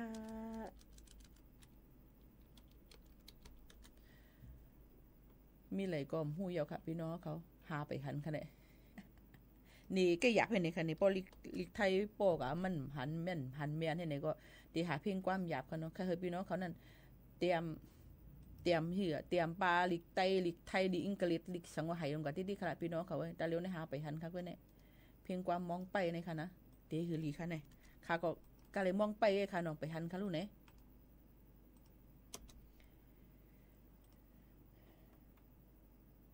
มาถ่อมจำกันค่ะหันเนี่ยค่ะมองเปิงเนี่ยค่ะนี่ก็เป็นเพียงความอันดีความน้องกิ่งแก้วพองครับน้องเว้ยคิวมันยาวอ่ะน้องกำงับไปกำค่ะนะว่าใครถ่อมความไม่รู้เลยว่าปันโคตรตอนมาเนี่ยอยู่เนาะใจเย็นๆค่ะนะคิวยาวแห้งหนักค่ะพี่น้องเขาค่ะถ่อมเพียงความมองเปิงเนี่ยค่ะเตรียมลำสายเรือนทั้งกุ้ยก้อยหลิวเนี่ยค่ะน้องมองเปิงค่ะ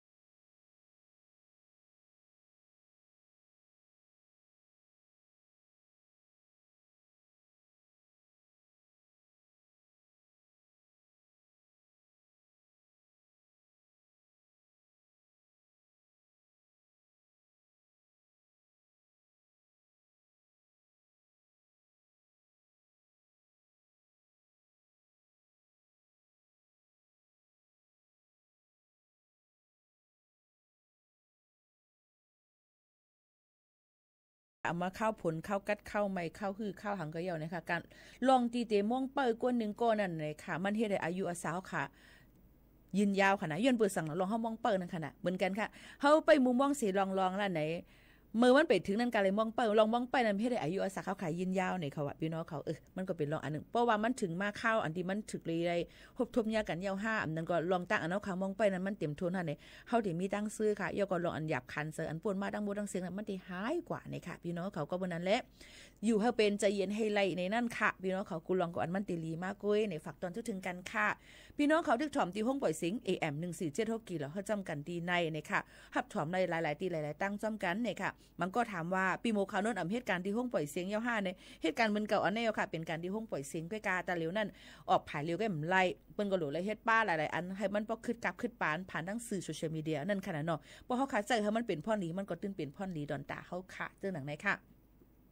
อุบโอกันมาข้าวหึงค่ะย่ำพงตะเหลียวก็มาลาเกี่ยวกับไปลองป้ายอยู่ลีกันอิดออดค่ะลองตั้งกินตั้งย่ำในก่อนลำลองตนดาได้จัดปานเฮาค่ะแหน่นคณะเอามาได้เป็นหมักไม้หมักตัวค่าเจิมเสื้อหนังไหนค่ะเนาะหมักไม้อันมีโปรตีนสูงนั่นเนี่ยค่ะมันเดจอยอีหังหลาเนี่ยมันเดจอยเฮ็ดให้กล้ามเนื้อเฮาค่ะแลลดยอมบั่นไขมันในตัวเฮาค่ะกุ้มทิ้งปันน้ำหนักเฮาค่ะไหลอันลาดอยู่ในก็บางเมี้ยวก็หังกินอยู่ค่ะก้อยกำมันก็สั่งอ่ำยอมมาหรือสิเก่าก้อยกำมันอยู่ที่ว่าอายุสาวคายใหญ่มานั่นค่ะเนาะไอ้สักเฮาคายใหญ่มาเอาในจึงลองเผาผลาญลองอันเหตุการณ์โครงสร้างเฮาคานั้นมันก็ติอำป้อแคมแลบน่ะครึ่งเฮาคาครึ่งอังกาเฮาคาคงในเฮาคานั้นมันก็เหตุการณ์มาที่มืออยู่ในต้องเมี้ยวค่ะลูกก็ติเลยว่าอยู่จำเฮามาก็หึงนั่นค่ะเนาะแต่มีวันลือให้บอกสู่อ่ะก็เบิ่นั้นเฮาได้เฮ็ดจังหือลีล่ะมากินตั้งกินให้มันเพิ่มบันลองโปรตีนเฮาคาให้ได้กล้ามเนื้อค่ะแก่นแข็งยาก็เฮ็ดแล้วค่ะลดยอมน้ำหนักมาเป็นจังหือพองในค่ะเนาะเอามาถ่อมตัวหน่อยค่ะธาตุโปรตีนในเป็นธาตุอันลำลองแต่เฮ็ดให้กล้ามเนื้อค่ะแก่นแข็งมุนเลี้ยงมานั่นขนาดเนาะเอามาได้เป็นยังลำลองต้นตากับเน็บตีนเน็บมือเฮาค่ะกล้ามเนื้อตัวคิงคนโหเนี่ยค่ะในตัวขานั่นขนาดเนาะโปรตีนในมันลีน่ะเนี่ยค่ะโบราณว่าซึ่งนั้นในถึงเฮาก็เต็มคุกจะเลยว่าเมี่ยวหือหลามันมีโปรตีนทำเป็นซึ่งหือหลาเนี่ยได้เป็นข้อทำกันเข้ามาตั้งนำตั้งหลายยันเพิ่นนั่นแหละเฮาก็กลุ่มกับซอกหาตั้งกินอันมีจังนั้นเดี๋ยวหาให้หือละแน่ในค่ะเนาะดีเตมันตั้งกินบางก็ว่ากินโปรตีนอันไหนหลายกินอันไหนหลายมันผ่านกว่าเครื่องไล่ให้ไล่สร้างนำน่ะอันง่ายๆนั่นเฮาติกินโปรตีนจะหือให้มันโปรเลยผ่านเครื่องจักรเครื่องใจอันนั้นอันไหนนำในกินบันหมักไหมอันที่มันง่ายๆนั่นค่ะเนาะหมักไหมอีสังมีโปรตีนนั่นล่ะเนี่ยมันจะมีหมักกะค่ะหมักกะหมักฝรั่งต้องใจหมักกะหมักกะรู้จักเนาะหมักกะกำเต้เนาะหมักกะเป็นหมักไม่อันมีโปรตีนนำค่ะหมักกะ1วันได้ปันโปรตีนถึง 4.2 กรัมค่ะพี่น้องเขามีวิตามินมีไฟเบอร์นำเนี่ยค่ะเนาะอันนำลองซ้ำเม็ดหมักกะนั่นอำไรเฮ็ดเฮาใส่ติ่งเจ็บเย็นค่ะแล้วก็นั่นแหละหมักกะนั่นกินไรตั้งปึกไรเม็ดมันเอาค่ะ2หมักล่างค่ะหมักล่างตะล่างตี หมักล่างก็มีโปรตีนค่ะอำว่าจะเป็นหมักล่างอันเฮ็ดผัก5ดันหมักล่างอันซุกเอากินเรียนๆนั่นก็มันมีโปรตีนนำค่ะแต่มี 2-8 กรัมลูกกวนเนี่ยค่ะเนาะพี่น้องเขาค่ะหมักล่างนี่เป็นหมักไม่อันมีถัดเกวันน้ำกับในถูกลีกินปันอย่าไปกินน้ำอาลาป้องซุกน่ะหรือได้ยอดลดย้อนปันอีกอ่อนนึงใจว่าปีโมลาว่ากินหมักล่างไม่มีโปรตีนดำไห่ลงกะห้ามเพราะเป็นเยาวันเบาหวานน้องได้ไปเจอหนังเก่าค่ะเนาะลูกกินให้เมียนมือมันพองมันหนังเก่าค่ะกีวีค่ะกีวีนี่ก็มีโปรตีน2 กรัมต่อ1วันค่ะกินเนี่ยจอยให้ผิวเนื้อหนังเขาค่ะหางลีในนั่นค่ะจอยลดปันผิวเนื้อหนังอันเกียมอันจ้าๆเนี่ยลดยอมลงมาจอยลุ่มลาผิวให้แก่นแข็งค่ะพี่น้องเขาเยอะก็แบล็คเบอร์รี่ในก็เป็นหมักไม้จุ่มเบอร์รี่หมักเมียวๆนั่นขนาดเหมือนจึงหมักหัวจะไหนค่ะเนาะมีโปรตีนน้ำ 1.5 กรัมค่ะใส่ในโยเกิร์ตกะไรใส่ในน้ำนมส้มเต่งชิ้นจะในกินไรหมดเนี่ยค่ะน้ำกินอะไรก็ไรค่ะชากินก็ไรกล้วยค่ะกล้วยบานาน่ากล้วยค่ะนะพี่น้องเขาค่ะกล้วยในก็มีโปรตีนอยู่หมอก 1.3 กรัมค่ะหรือเสียนั่นก็ยังมีโพแทสเซียมน้ำในนั่นค่ะเยอะก็แกร็บฟูดในค่ะเยอะก็จะมีหมักจอกกิบหมักจอกก็เป็นน้ำเป้งจูสุไลหมักจอกในเป็นหมักไม่แทงอันนึงมีวิตามินซีเซมกามีโปรตีนจอมในนั้นค่ะเยอะก็เตะเฮ็ดคอลลาเจนนั้นออกมาเนื้อหนังผิวเนื้อหนังเขาค่ะในมันเตะจืนปังมาเสืออ้วนนวลลีนะคะหมักจอกนะเยอะก็เชอรี่นะคะหมักไม่สีแดงค่ะเนาะพี่น้องเขาอันนี้ก็วันเขาเมืองเขาได้ก็เต็มเพราะมีกะนี่ก็ซื้อกินอะไรอยู่เป็นก็ขายกันอยู่นั่นค่ะเนาะแล้วก็มีโปรตีนหมอก 1.6 กรัมนะคะ บ่ได้กินรีบหั่งมะน้ำนั้นก็ติเจแข็งสิกินก็พ่อนดีว่าเหมือนกันก้วยหนังเก่าค่ะแนวค่ะเป็นบักไม้อันที่เฮ็ดให้มีโปรตีนน้ำลุมลาด้วยถึงตูหูเสอหาป้ายอยู่หลีเฮาค่ะยก็เนื้อหนังอีกป้าดังน้ำหนักเฮาค่ะจ้อมในนั้นค่ะกินน้ำก็มลีค่ะกินเองนะเขาก็มลีกินให้มันแม่นหมอกแม่นข้าวมันสิมีพ่อนดีต่อพี่น้องเขาในค่ะพี่น้องเขาค่ะทอมได้เพียงความมือว่ามือซื่นยวนมามือว่ามันจะมือซื่นค่ะเอียงก็กวางใจหนอฟ้าไหนว่าคือก็หักเงินคำเหลือ4 ปีเนี่ยค่ะอันนี้มันจะมีเพลงอันนี้เป็นเพลงความใจสายเมาเก่าๆเจอเมื่อเขาขับไปเกิดปุ่นค่ะนี่ได้ยินถ่อมยาก็เอามาห้องเชียงเมื่อ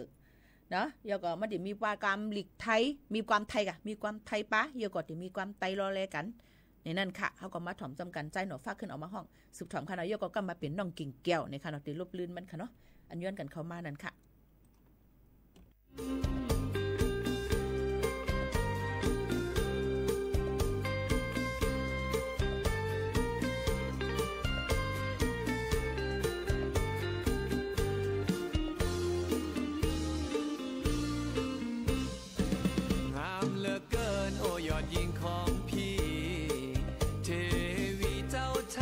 เชิดฉันปากคิ้วข้างสองปรางแจ่มจันเทพได้ในฝันจากสวรรค์ลงมาให้ชาวโลกต่างไม้ปองพี่ยังต้องเสน่หาสาวเอ๋ยที่เคยพบมายังไม่งามเกินกว่าเท่าเทพธิดาเทวีเป็นสังเป็นใจอำขี้จอมเย้ายานไก่ลืมใจกว่าก่อ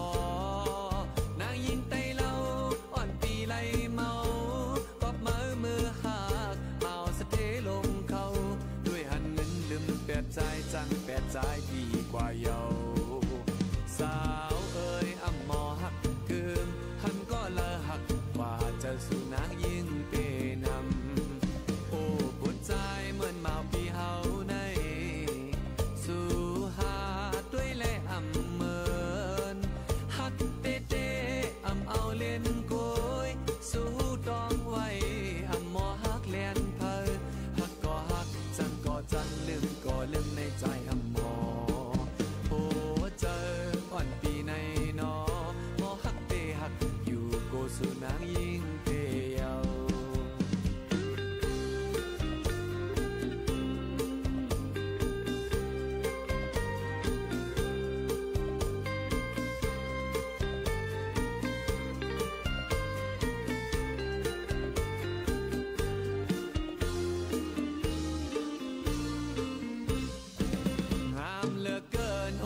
ยิ่งของพี่เทวีเจ้าช่างงามเชิดฉันปากคิ้วข้างสองปรางแจ่มจันเทพได้ในฝันจากสวรรค์ลงมาให้ชาวโลกต่างไม้ปองพี่ยังต้องเสน่หาสาวเอ๋ยที่เคยพบมายังไม่งามเกินกว่าเท่าเทพธิดาเทวีเป็นสังเป็นใจอำขี้จอมเย้ายานไก่ลืมใจกว่าก่อนางยิงไตเล่าอ่อนปีไหลเมาก็มือหักเอาสะเทลงเขาด้วยหันเงินลืมแปดใจจังแปดใจดีกว่าเยาสาวเอ๋ยอำมอหักเกิมหันก็ละหักกว่าจะสู่นางยิ่งเปนำโอ้ปวดใจเหมือนเมาปีเฮาในสู่หาด้วยแลอำเมินหักเตเตอำเอาเล่นโกยสู่ตองไว้อำมอหักเลียนเพอหักก็หักจันก็จันลืมก็ลืมในใจอำมอโอ้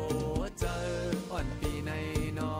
มอหักเตหักอยู่โกสู่นางยิ่งเตเยา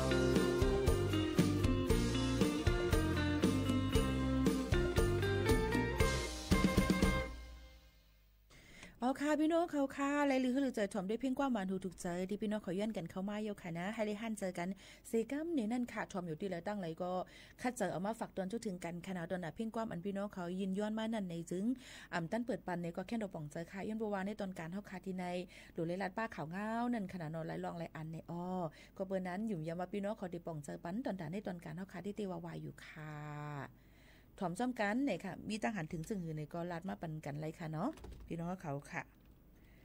ยก็มาถ่อมด้วยแทงในนั่นค่ะข่าวเงาในค่ะหลายรองหลายอันเนาะยก็อย่าลืมค่ะตั้งเส้นตั้งสะเบิงจะในมันก็ได้มีรองดินหยดดินกลดินปังพี่น้องเขาดีกว่าตั้งปุ่นในก็รู้เลยฟังกันไว้จ้อมค่ะนะนั่นคือบ่ดี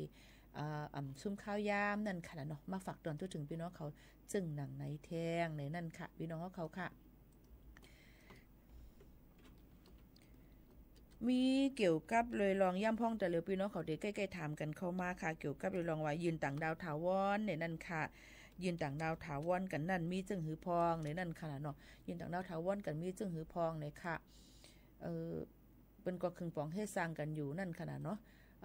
พี่น้องเขาอยู่ดังเจเว้งเลยดีเลยนั่นเนี่ยก็คาดเจอคึงปองให้สร้างกว่านั่นขนาดเนาะมันก็ตีลีดอนตาพ่อแม่พี่น้องเขาว่าศูนย์ในศูนย์เป็นอันนั้นค่ะมีนั่นเป็นไว้จึงหือพองเขาขาซ้ำคึงปองให้สร้างกว่าอยู่ในคักตอนไหลเย้าเจิมจึงหนังนั้นค่ะมันก็ตีเป็นลีลองตั้งอันลีดอนตาพ่อแม่ปีน้องๆเขาอันยืนย้อนกว่ามีหนำเยี่ยวค่ะเนาะเกี่ยวกับไปลองวัดไว้ต่างดาวถาวรในค่ะนะควรจะจื้ออันมาอยู่ตั้งเมืองซึ่งไทยเลยหึงหน้านั่นค่ะเนาะมันก็ตีมีมาซึ่งหนังนั้นค่ะก็เบอร์นั้นลองตั้งอันนี้ก็ใครฝากไว้บันพี่น้องเขาในค่ะศูนย์ในศูนย์เป็นเฮาขามีในเป็นซึ่งหือพองเฮาขาซ้ำอยู่ในคักตอนซึ่งหือในก็รู้เลยกับสืบกับทามกว่าจอมอองตีเฮาขายอยู่นั่นตีเป็นตื้อตั้งอันลีตอนตัดพี่น้องเขาตีวาวาในนั่นค่ะฝากตอนทุกถึงกันซึ่งหนังในข้าวอ้อข้าวย่ำจำมดจำเซงค่ะเนาะพี่น้องเขาไข่ปีโมขาวนุ่นติฝากไว้ปันเพ่งความหวานหูถูกเจอให้เลี้ยงยินถ่อมจ้อมกันเสจงขึ้นมาพบมาทบจ้อมปอไม่ปีน้องๆเขาแทงค่ะนะยินจ้อมขอบใจกูก็กูก้นค่ะที่ไว้ข้าวย่ำมีกาขันมาถ่อมจ้อมเขาขาจ้อมกันตีในค่ะเนาะอ๋อค่ะใครย้อนฝากไว้ปันพี่น้องเขาแทงลองนึงนั่นค่ะเนาะว่าอย่าลืมค่ะถ่อมด้วยข่าวเงาให้ขึ้นตั้นลองวัดลองไว้อีสังเสียมว่าสังซื้อว่าเขาขาตกหลุนตัวหายกว่านั่นเนี่ยมันตีหยับคันเจอตอนแต่พี่น้องเขาเนี่ยค่ะฝากไว้ปันซึ่งหนังไหนค่ะตั้งเพียงความหวานถูกใจซิเมื่อในยินจ้วมขอบใจคานอที่เอาข้าวยำมีกาขันมาถ่อมจ้อมกันที่ไหนเฮาอยู่ลีกินหวานก้างยันเพียเคนกันค่ะเขาโมขาวนนผัดยันมือก่อนค่ะไม่สุงค่ะ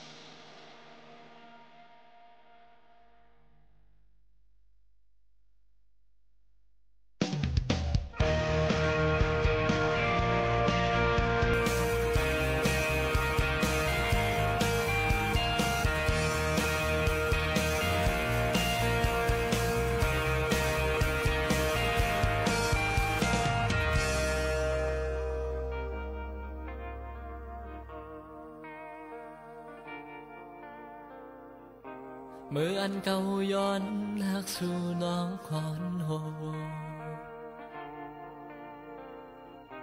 ถึงเมื่อเก่าเมื่อ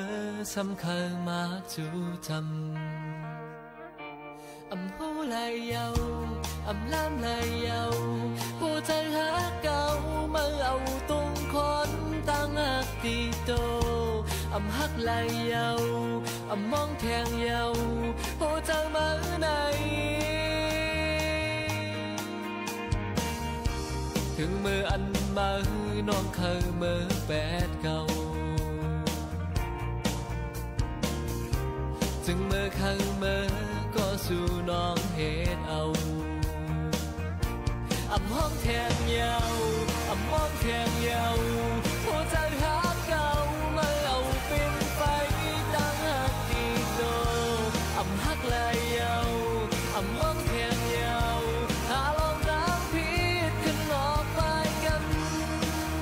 โอ้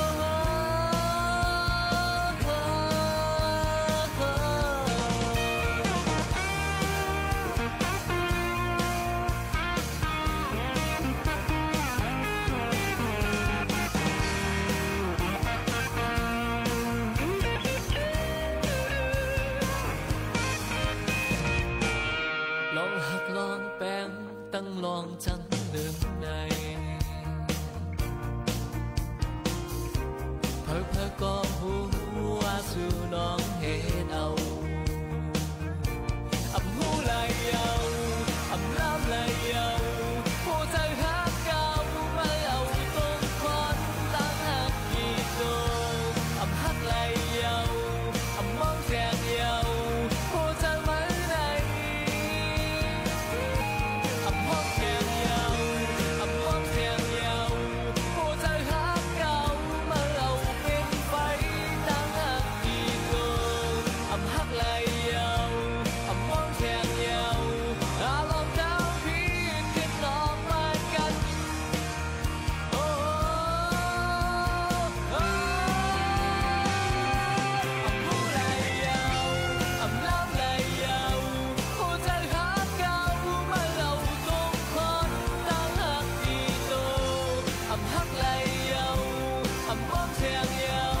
ผู้ใจมันไหนอำมองแทงเยา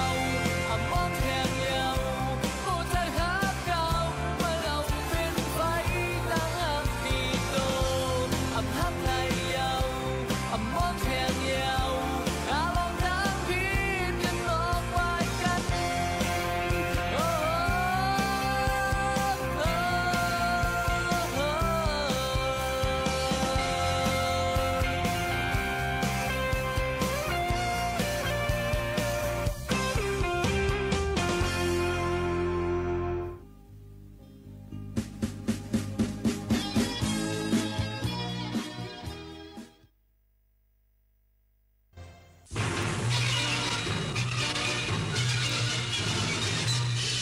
สถานีวิทยุกระจายเสียงแห่งประเทศไทย และเครือข่ายทั่วประเทศ เสนอข่าวต้นชั่วโมง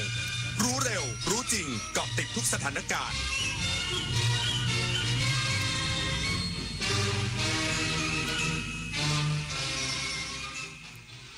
รับฟังข่าวต้นชั่วโมง 23 นาฬิกากับอานนท์ นันตะสุคนครับ จังหวัดเชียงใหม่คุมเข้มมาตรการรักษาความปลอดภัยของการจุดและปล่อยโคมลอย อีกสักครู่กลับมาติดตามรายละเอียดครับ โครงการพัฒนาระบบกสิกรรมด้วยศาสตร์พระราชาช่วยส่งเสริมอาชีพให้เกษตรกรโดยรวมกลุ่มเพื่อช่วยเหลือตนเองและช่วยเหลือซึ่งกันและกันให้มีความเป็นอยู่ที่ดีสร้างความเข้มแข็งในระดับชุมชนแต่ละพื้นที่อย่างเหมาะสมต่อเนื่องสู่การพัฒนาที่ยั่งยืนเพื่อให้เกษตรกรสามารถดำเนินชีวิตได้อย่างมั่นคงด้วยหลักเศรษฐกิจพอเพียงศาสตร์พระราชาปวงประชาเปี่ยมสุข อาชญากรรมออนไลน์ความท้าทายและโจทย์ใหญ่ของประชาคมอาเซียนที่ต้องผนึกกำลังกันรับมือภัยไซเบอร์ในภูมิภาคผ่านกรอบความร่วมมือสู่โรดแมพ 4P Preventing ป้องกันการแทรกซึมขององค์กรอาชญากรรม Pursuing นำคนผิดเข้าสู่กระบวนการยุติธรรม Protecting ปกป้องเหยื่อและกลุ่มเปราะบาง Promoting เสริมพลังความร่วมมือทุกระดับร่วมสร้างภูมิภาคที่ปลอดภัยไร้พรมแดนและเข้มแข็งไปด้วยกัน ดินถล่มภัยพิบัติในช่วงหน้าฝนโดยเฉพาะพื้นที่เสี่ยงภัยมักส่งสัญญาณความผิดปกติทางธรรมชาติสังเกตพบสัญญาณจากฝนที่ตกหนักนานกว่า6ชั่วโมงระดับน้ำในแม่น้ำลำห้วยสูงขึ้นเร็วและดินอยู่ในสภาพชุ่มน้ำผิดปกติน้ำเปลี่ยนเป็นสีเดียวกับสีดินภูเขาได้ยินเสียงการไหลของโคลนให้รีบอพยพอยู่ห่างจากลำน้ำให้มากที่สุดและโทรขอความช่วยเหลือสายด่วนนิรภัย1784เยาวชนคือพลังสำคัญในการขับเคลื่อนอาเซียนไปข้างหน้าประเทศไทยพร้อมสนับสนุนเครือข่ายเยาวชนอาเซียนให้แข็งแรงเป็นมิตรและรวมพลังด้วยการสนับสนุนเครื่องมือดิจิทัลและพื้นที่ให้เยาวชนได้แสดงออกลงทุนในโครงการพัฒนาเยาวชนสนับสนุนความร่วมมือข้ามพรมแดนและส่งเสริมการเข้าถึงการศึกษาทักษะสำหรับอนาคตอย่างเท่าเทียมเยาวชนอาเซียนคือพลังสร้างอนาคตจังหวัดเชียงใหม่คุมเข้มมาตรการรักษาความปลอดภัยการจุดและปล่อยโคมลอยโคมไฟและโคมควันในงานประเพณียี่เป่งประจำปี 2568 นายทศพล เผื่อนอุดมผู้ว่าราชการจังหวัดเชียงใหม่เปิดเผยว่าหน่วยงานที่เกี่ยวข้องได้ร่วมกันออกมาตรการควบคุมและรักษาความปลอดภัยสำหรับการจุดและปล่อยโคมลอยโคมไฟโคมควันพลุและวัตถุอื่นที่คล้ายกันในช่วงประเพณียี่เป่งประจำปี 2568 ให้เป็นไปด้วยความเรียบร้อยโดยมีการกำหนดเขตปลอดภัยในการเดินอากาศและพื้นที่เฝ้าระวังพิเศษระดับ 1เป็นเขตห้ามจำหน่ายห้ามปล่อยโคมเด็ดขาดครอบคลุม6อำเภอ39ตำบลประกอบด้วยอำเภอเมืองเชียงใหม่ทุกตำบลอำเภอหางดงทุกตำบลอำเภอสารพีตำบลขัวมุงตำบลดอนแก้วตำบลสันทรายตำบลท่าวังตาและตำบลหนองพึ่งอำเภอสันทรายตำบลหนองหานอำเภอแม่ริมตำบลดอนแก้วตำบลเหมืองแก้วตำบลริมใต้ตำบลแม่สาและตำบลริมเหนือและอำเภอสันป่าตองตำบลทุ่งต้อมสำหรับพื้นที่นอกเหนือเขตปลอดภัยการเดินอากาศต้องยื่นขอใบรับอนุญาตก่อนปล่อยโคมไม่น้อยกว่า30วันก่อนวันที่6ตุลาคม 2568 และอนุญาตให้ปล่อยโคมได้เพียง2วันได้แก่วันที่5พฤศจิกายน 2568 สามารถปล่อยโคมควันหรือว่าวหมได้เฉพาะเวลา 10 นาฬิกาถึง 12 นาฬิกาส่วนโคมลอยโคมไฟจุดและปล่อยได้เฉพาะเวลา 19 นาฬิกาถึง 1 นาฬิกาของวันถัดไปและสามารถจุดพลุได้เฉพาะเวลา19 นาฬิกาถึง 1 นาฬิกาของวันถัดไปเช่นกันส่วนในวันที่ 6 พฤศจิกายน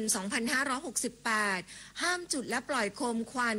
ว่าวหมเด็ดขาดส่วนโคมลอยโคมไฟจุดและปล่อยได้เฉพาะเวลา 19 นาฬิกาถึง 1 นาฬิกาของวันถัดไป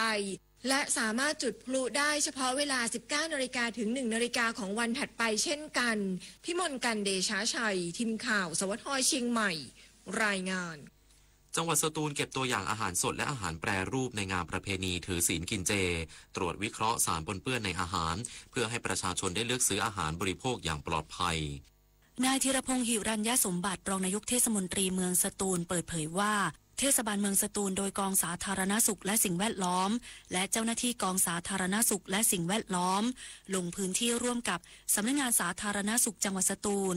และผู้แทนจากสำนักงานคุ้มครองผู้บริโภคจังหวัดสตูลเพื่อเก็บตัวอย่างอาหารสดและอาหารแปรรูปณร้านจำหน่ายอาหารเจบริเวณหน้าศาลเจ้าโปเจเก้งส่งตรวจวิเคราะห์สารปนเปื้อนในอาหารได้แก่สารเคมีกำจัดศัตรูพืชสารบอแรกสารฟอกขาวและสารฟอร์มาลีนตามกิจกรรมการตรวจเฝ้าระวังอาหารปลอดภัย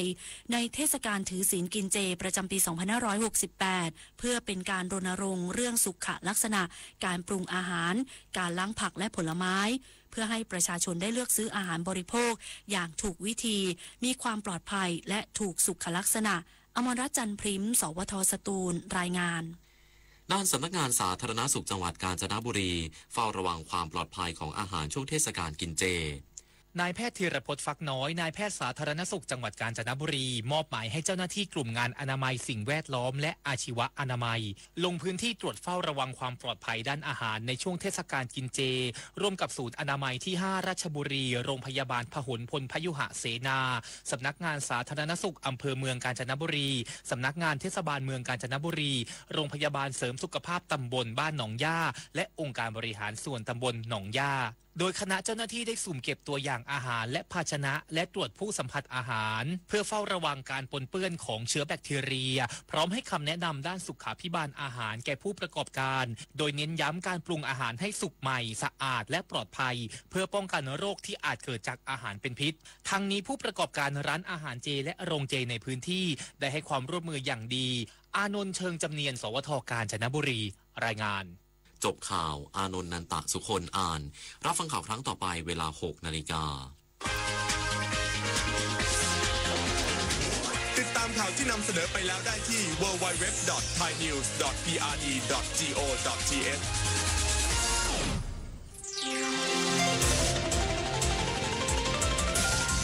วิทยุแห่งประเทศไทยให้ความรู้กู้ความสุขต่อไปนี้ขอเชิญท่านฟังรายการเพื่อนฝันดำเนินรายการโดยจารุลินมุสิกพงศ์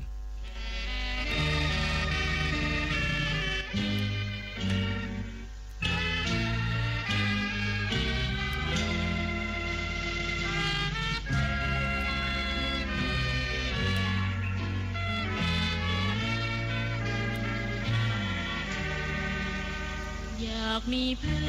อนร่วมฝันในวันนี้วันที่มีเสียงเพลงบรรเลงวอนเดี๋ยวออดอ่อนเดี๋ยวเรื่องอื่นแสนชื่นบานเดี๋ยวสับสานเดี๋ยวโศกซึ้งตรึงหาไทยชั่วโมงที่2ของเพื่อนฝันวันอังคารที่21ตุลาคม2568ผู้ควบคุมเสียงยังคงเป็นสุภฤกษ์ธรรมฤดีค่ะเพลงแรกทหารพระนเรศวรบรรเลงขับร้องโดยวงดุริยางค์กองทัพเรือนะคะคำร้องไปของนายสมภพจันทร์ประภาทำนองโดยท่านผู้หญิงพงษ์ร้อยสนิทวงศ์อภัยวงศ์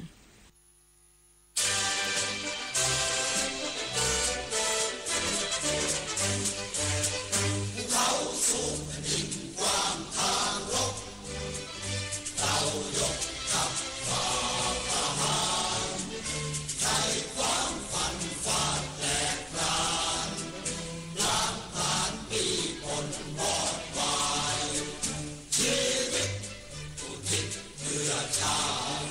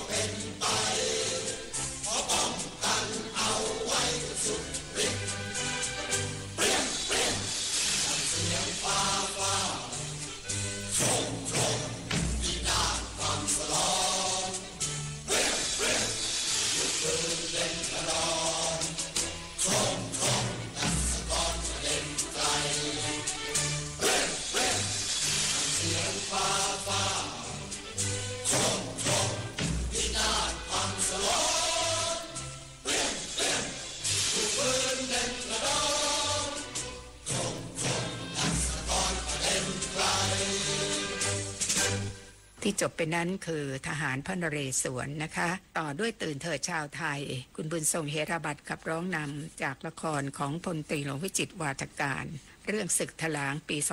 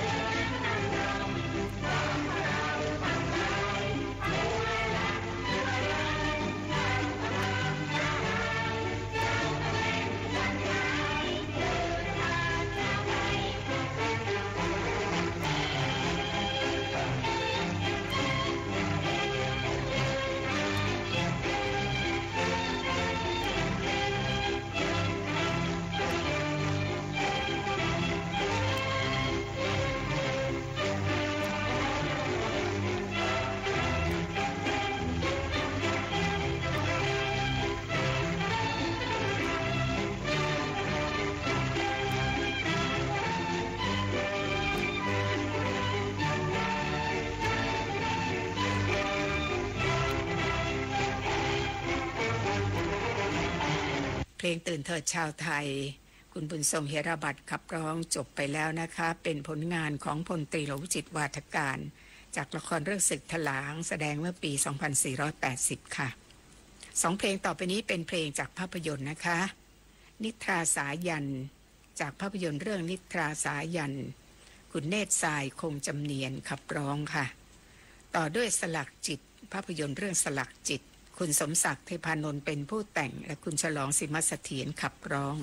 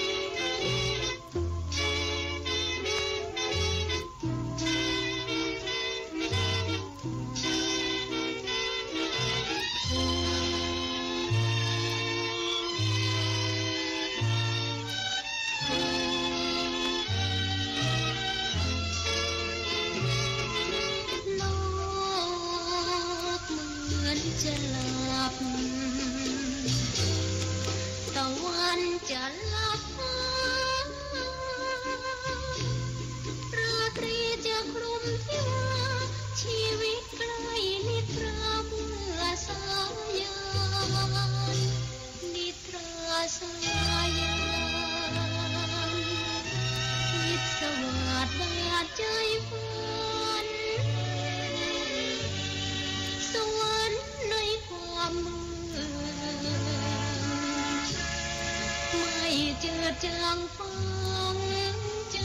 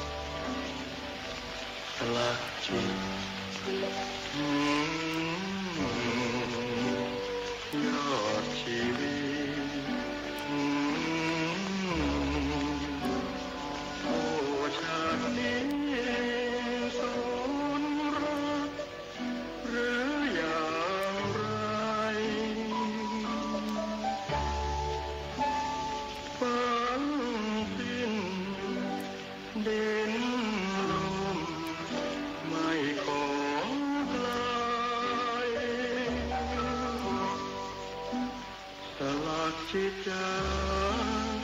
ขอฝากใจไว้จากอาเดียวสลักจิตยอดชีวิตโอ้ชาตินี้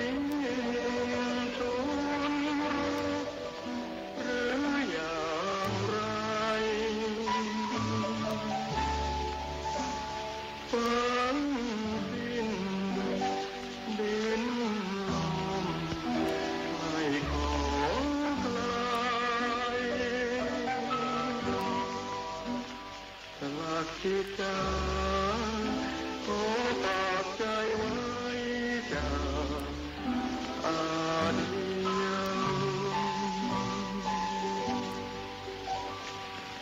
จบไปแล้วนะคะเพลงจากภาพยนตร์นิทราสายันและสลักจิตอีก3เพลงค่ะเริ่มด้วยเพลงเพชรร่วงในสลัมผลงานของครูไพบูลย์บุตรขันเพลงนี้จากภาพยนตร์เรื่องกิ่งแก้วคุณชินกรไกรราชศิลปินแห่งชาติผู้ล่วงลับไปแล้วเป็นผู้ขับร้องเพลงน้ำพึ่งน้ำใจคุณเพ็ญศรีพุ่มชูศรีศิลปินแห่งชาติขับร้องไว้ค่ะจากภาพยนตร์เรื่องศรีปราดผลงานของคุณสุรัตน์ภุกเวศและคุณสง่าอารัมพีศิลปินแห่งชาติเพลงที่3รวงแก้วจากภาพยนตร์เรื่องรวงแก้วนะคะคุณธานินทร์อินทรเทพขับร้องค รูชาลีอินทรวิจิตรและครูสมานกาญจนพลิน2ศิลปินแห่งชาติเป็นผู้แต่ง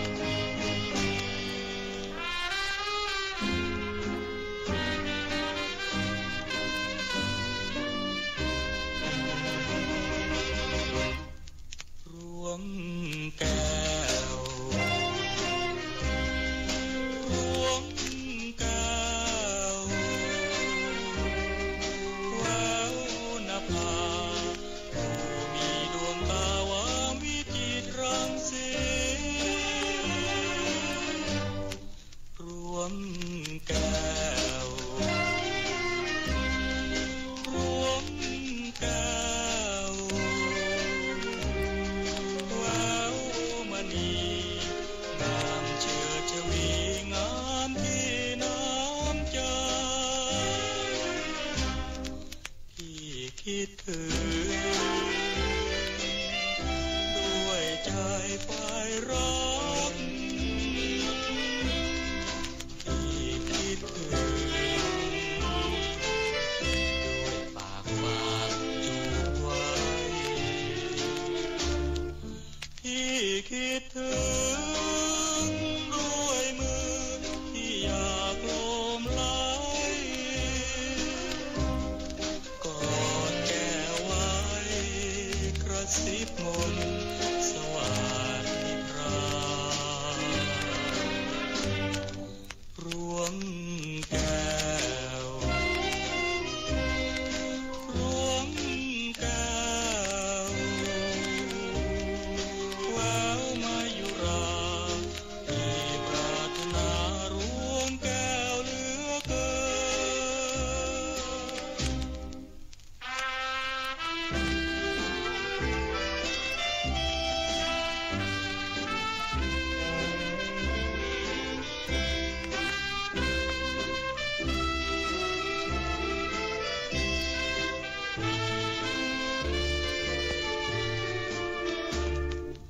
ที่คิดถึงด้วยมือที่อยากโลมไหลกอดแก้วไว้กระซิบมนต์สวัสดิพรารวงแก้วรวงแก้วแววมายุราที่ปรารถนารวงแก้วเหลือเกิ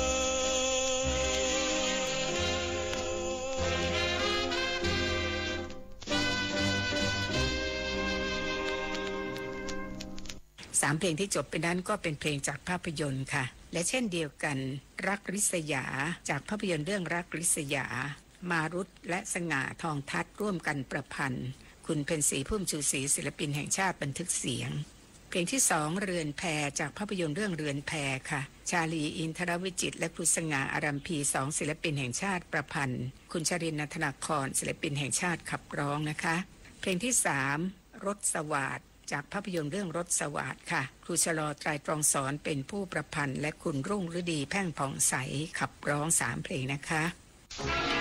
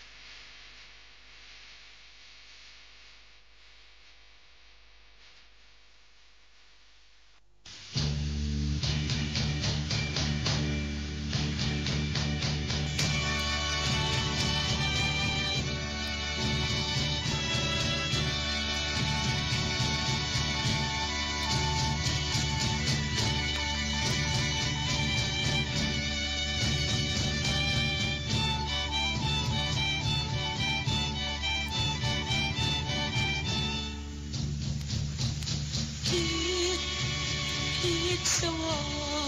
สดิ์สวัสดิ์สวรรค์กังวานหวานจูบกุหลาบสีชมพูลิบรันจวนรวนครางถึงยอดชูสิ้นสวงสาสู่หนาวหนาวหนาวหนาวใจอัศจรรย์ฝันละเมอมีเธอกอดฉันไว้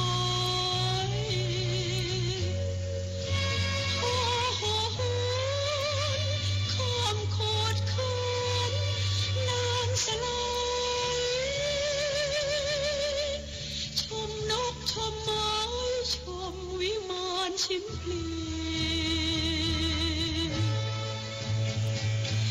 อุ้ยรถสวัสดิ์สวัสดิ์เชิดชันบัวสวรรค์บานบากแย้มรับรัชนีน้ำค้างย้อยหยดหยาดมาทุรสดาวเดือนชวีเนื้อคำกวีลำนำนิราชรสสวัสดิ์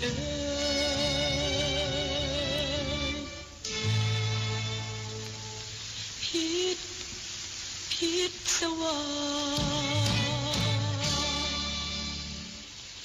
รถสวัสดิ์รถสวัสดิ์สวัสดิ์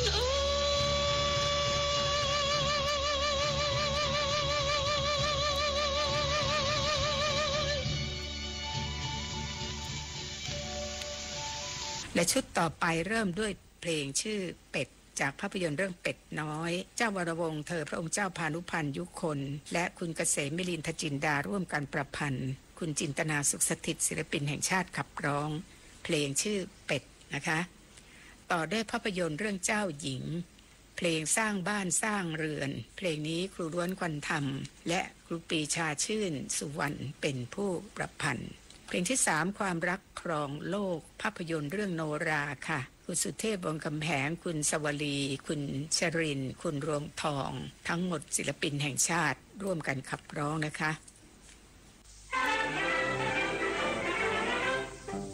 รู้ไหมเป็ดจ๋าใครกันที่ฉันรักเป็ดเจ้ารู้จักจงบอกอย่าหลอกฉันบอกสักนิดสิบอกสักหน่อยนะจะคอยฟังกิ๊บกับกิ๊บกับกิ๊บกับฉันรักเขาจะรู้ไหมฉันไม่เคยรักใครใจไม่มันบอกสักหน่อยนะบอกสั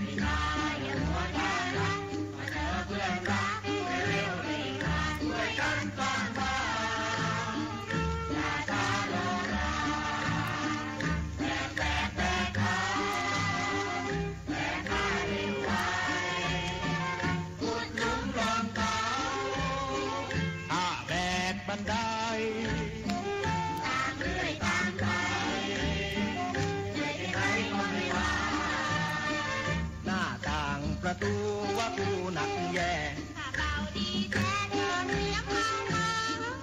ก็มีคุณยายจะพาลุงก็มาที่มาช่วยกัน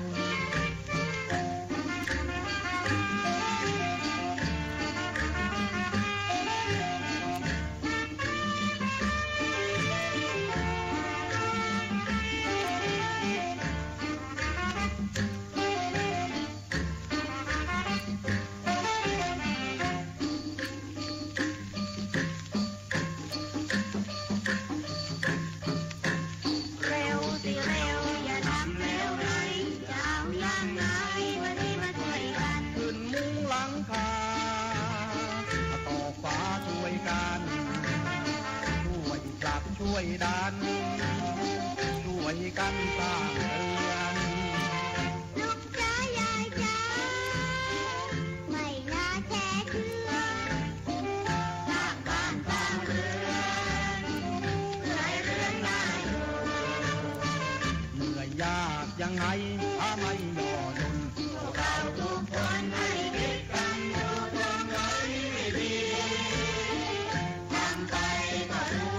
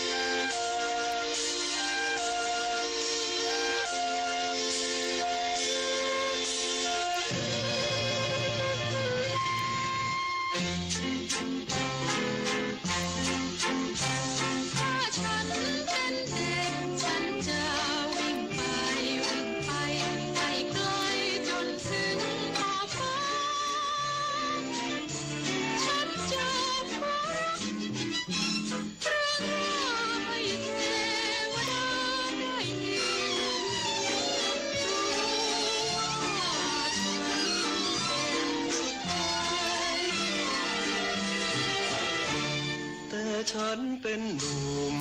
โนราเป็นสาวคงจะอื้อเช้าหากใช่หนุ่มสาวไม่สมหมายรักกันดีกว่าเป็นไหนอย่าปล่อยหัวใจให้ว่างรักเลยเราจะรักกันนิรันดรขอพระปฏิมาเป็นพยานเราต่างสาบานจะไม่ยอมจากไม่ยอมให้อำนาจใดพรากเราจากกันโลกทุกวันนี้มีแต่วุ่นวายผู้คนทั้งหลายตะเกียกตะกายหากินเหน็ดเหนื่อยเมื่อยทนเพราะทุกคนมีจิตวินเพื่อให้รักนั้นเป็นอาจินชั่วชีวา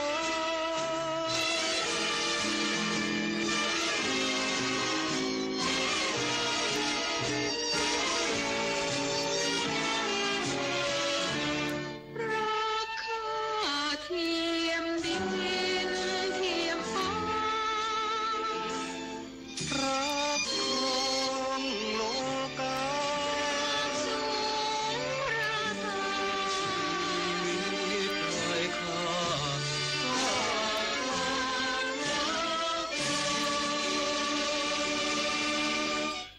นั่นคือเพลงจากภาพยนตร์ทั้ง3เพลงเป็ดจากเป็ดน้อยสร้างบ้านสร้างเรือนจากเจ้าหญิงและความรักครองโลกจากเรื่องโนราต่อด้วยเพลงนวลจันทร์เพลงนี้คุณอรัญญานามวงศ์และคุณสมบัติเมธานีศิลปินแห่งชาติขับร้องไว้จากภาพยนตร์เรื่องเกาะสวาทหาดสวรรค์อุสงาอารัมพีและศาสตราจารย์ดรแมนรัตน์ศรีกรานนท์แต่งเพลงทะเลไม่เคยหลับจากภาพยนตร์เรื่องสวนสนค่ะ ครูชาลีอินทรวิจิตรและครูสง่าอารัมพี2ศิลปินแห่งชาติประพันธ์ไว้คณะ The Impossible ขับร้องเป็น2เพลงสุดท้ายจากเพื่อนฝันในคืนนี้นะคะสุภฤกษ์ธรรมฤดีดิฉันจารุลินมุสิกพงศ์พบกับเพื่อนฝันในวันพรุ่งนี้นะคะสวัสดีค่ะ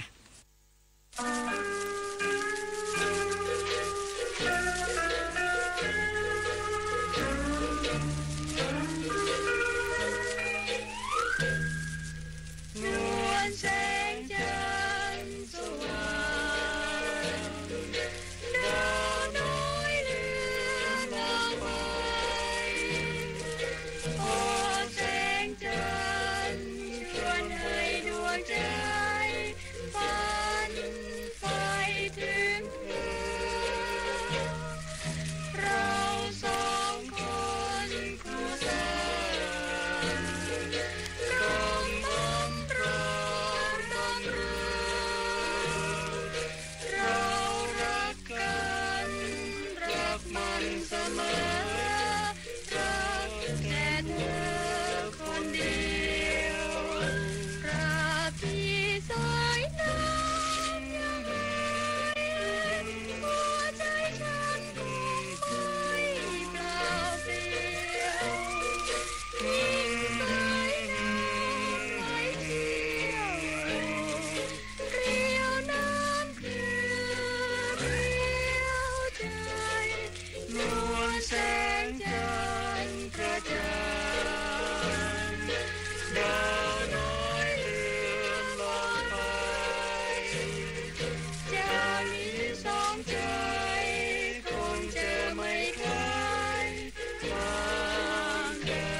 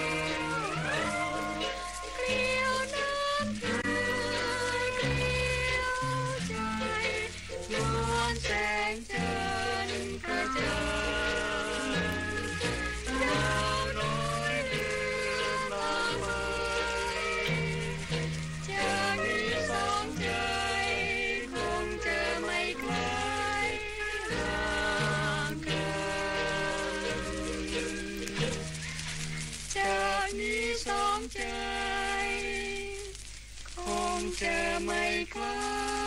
ยกัน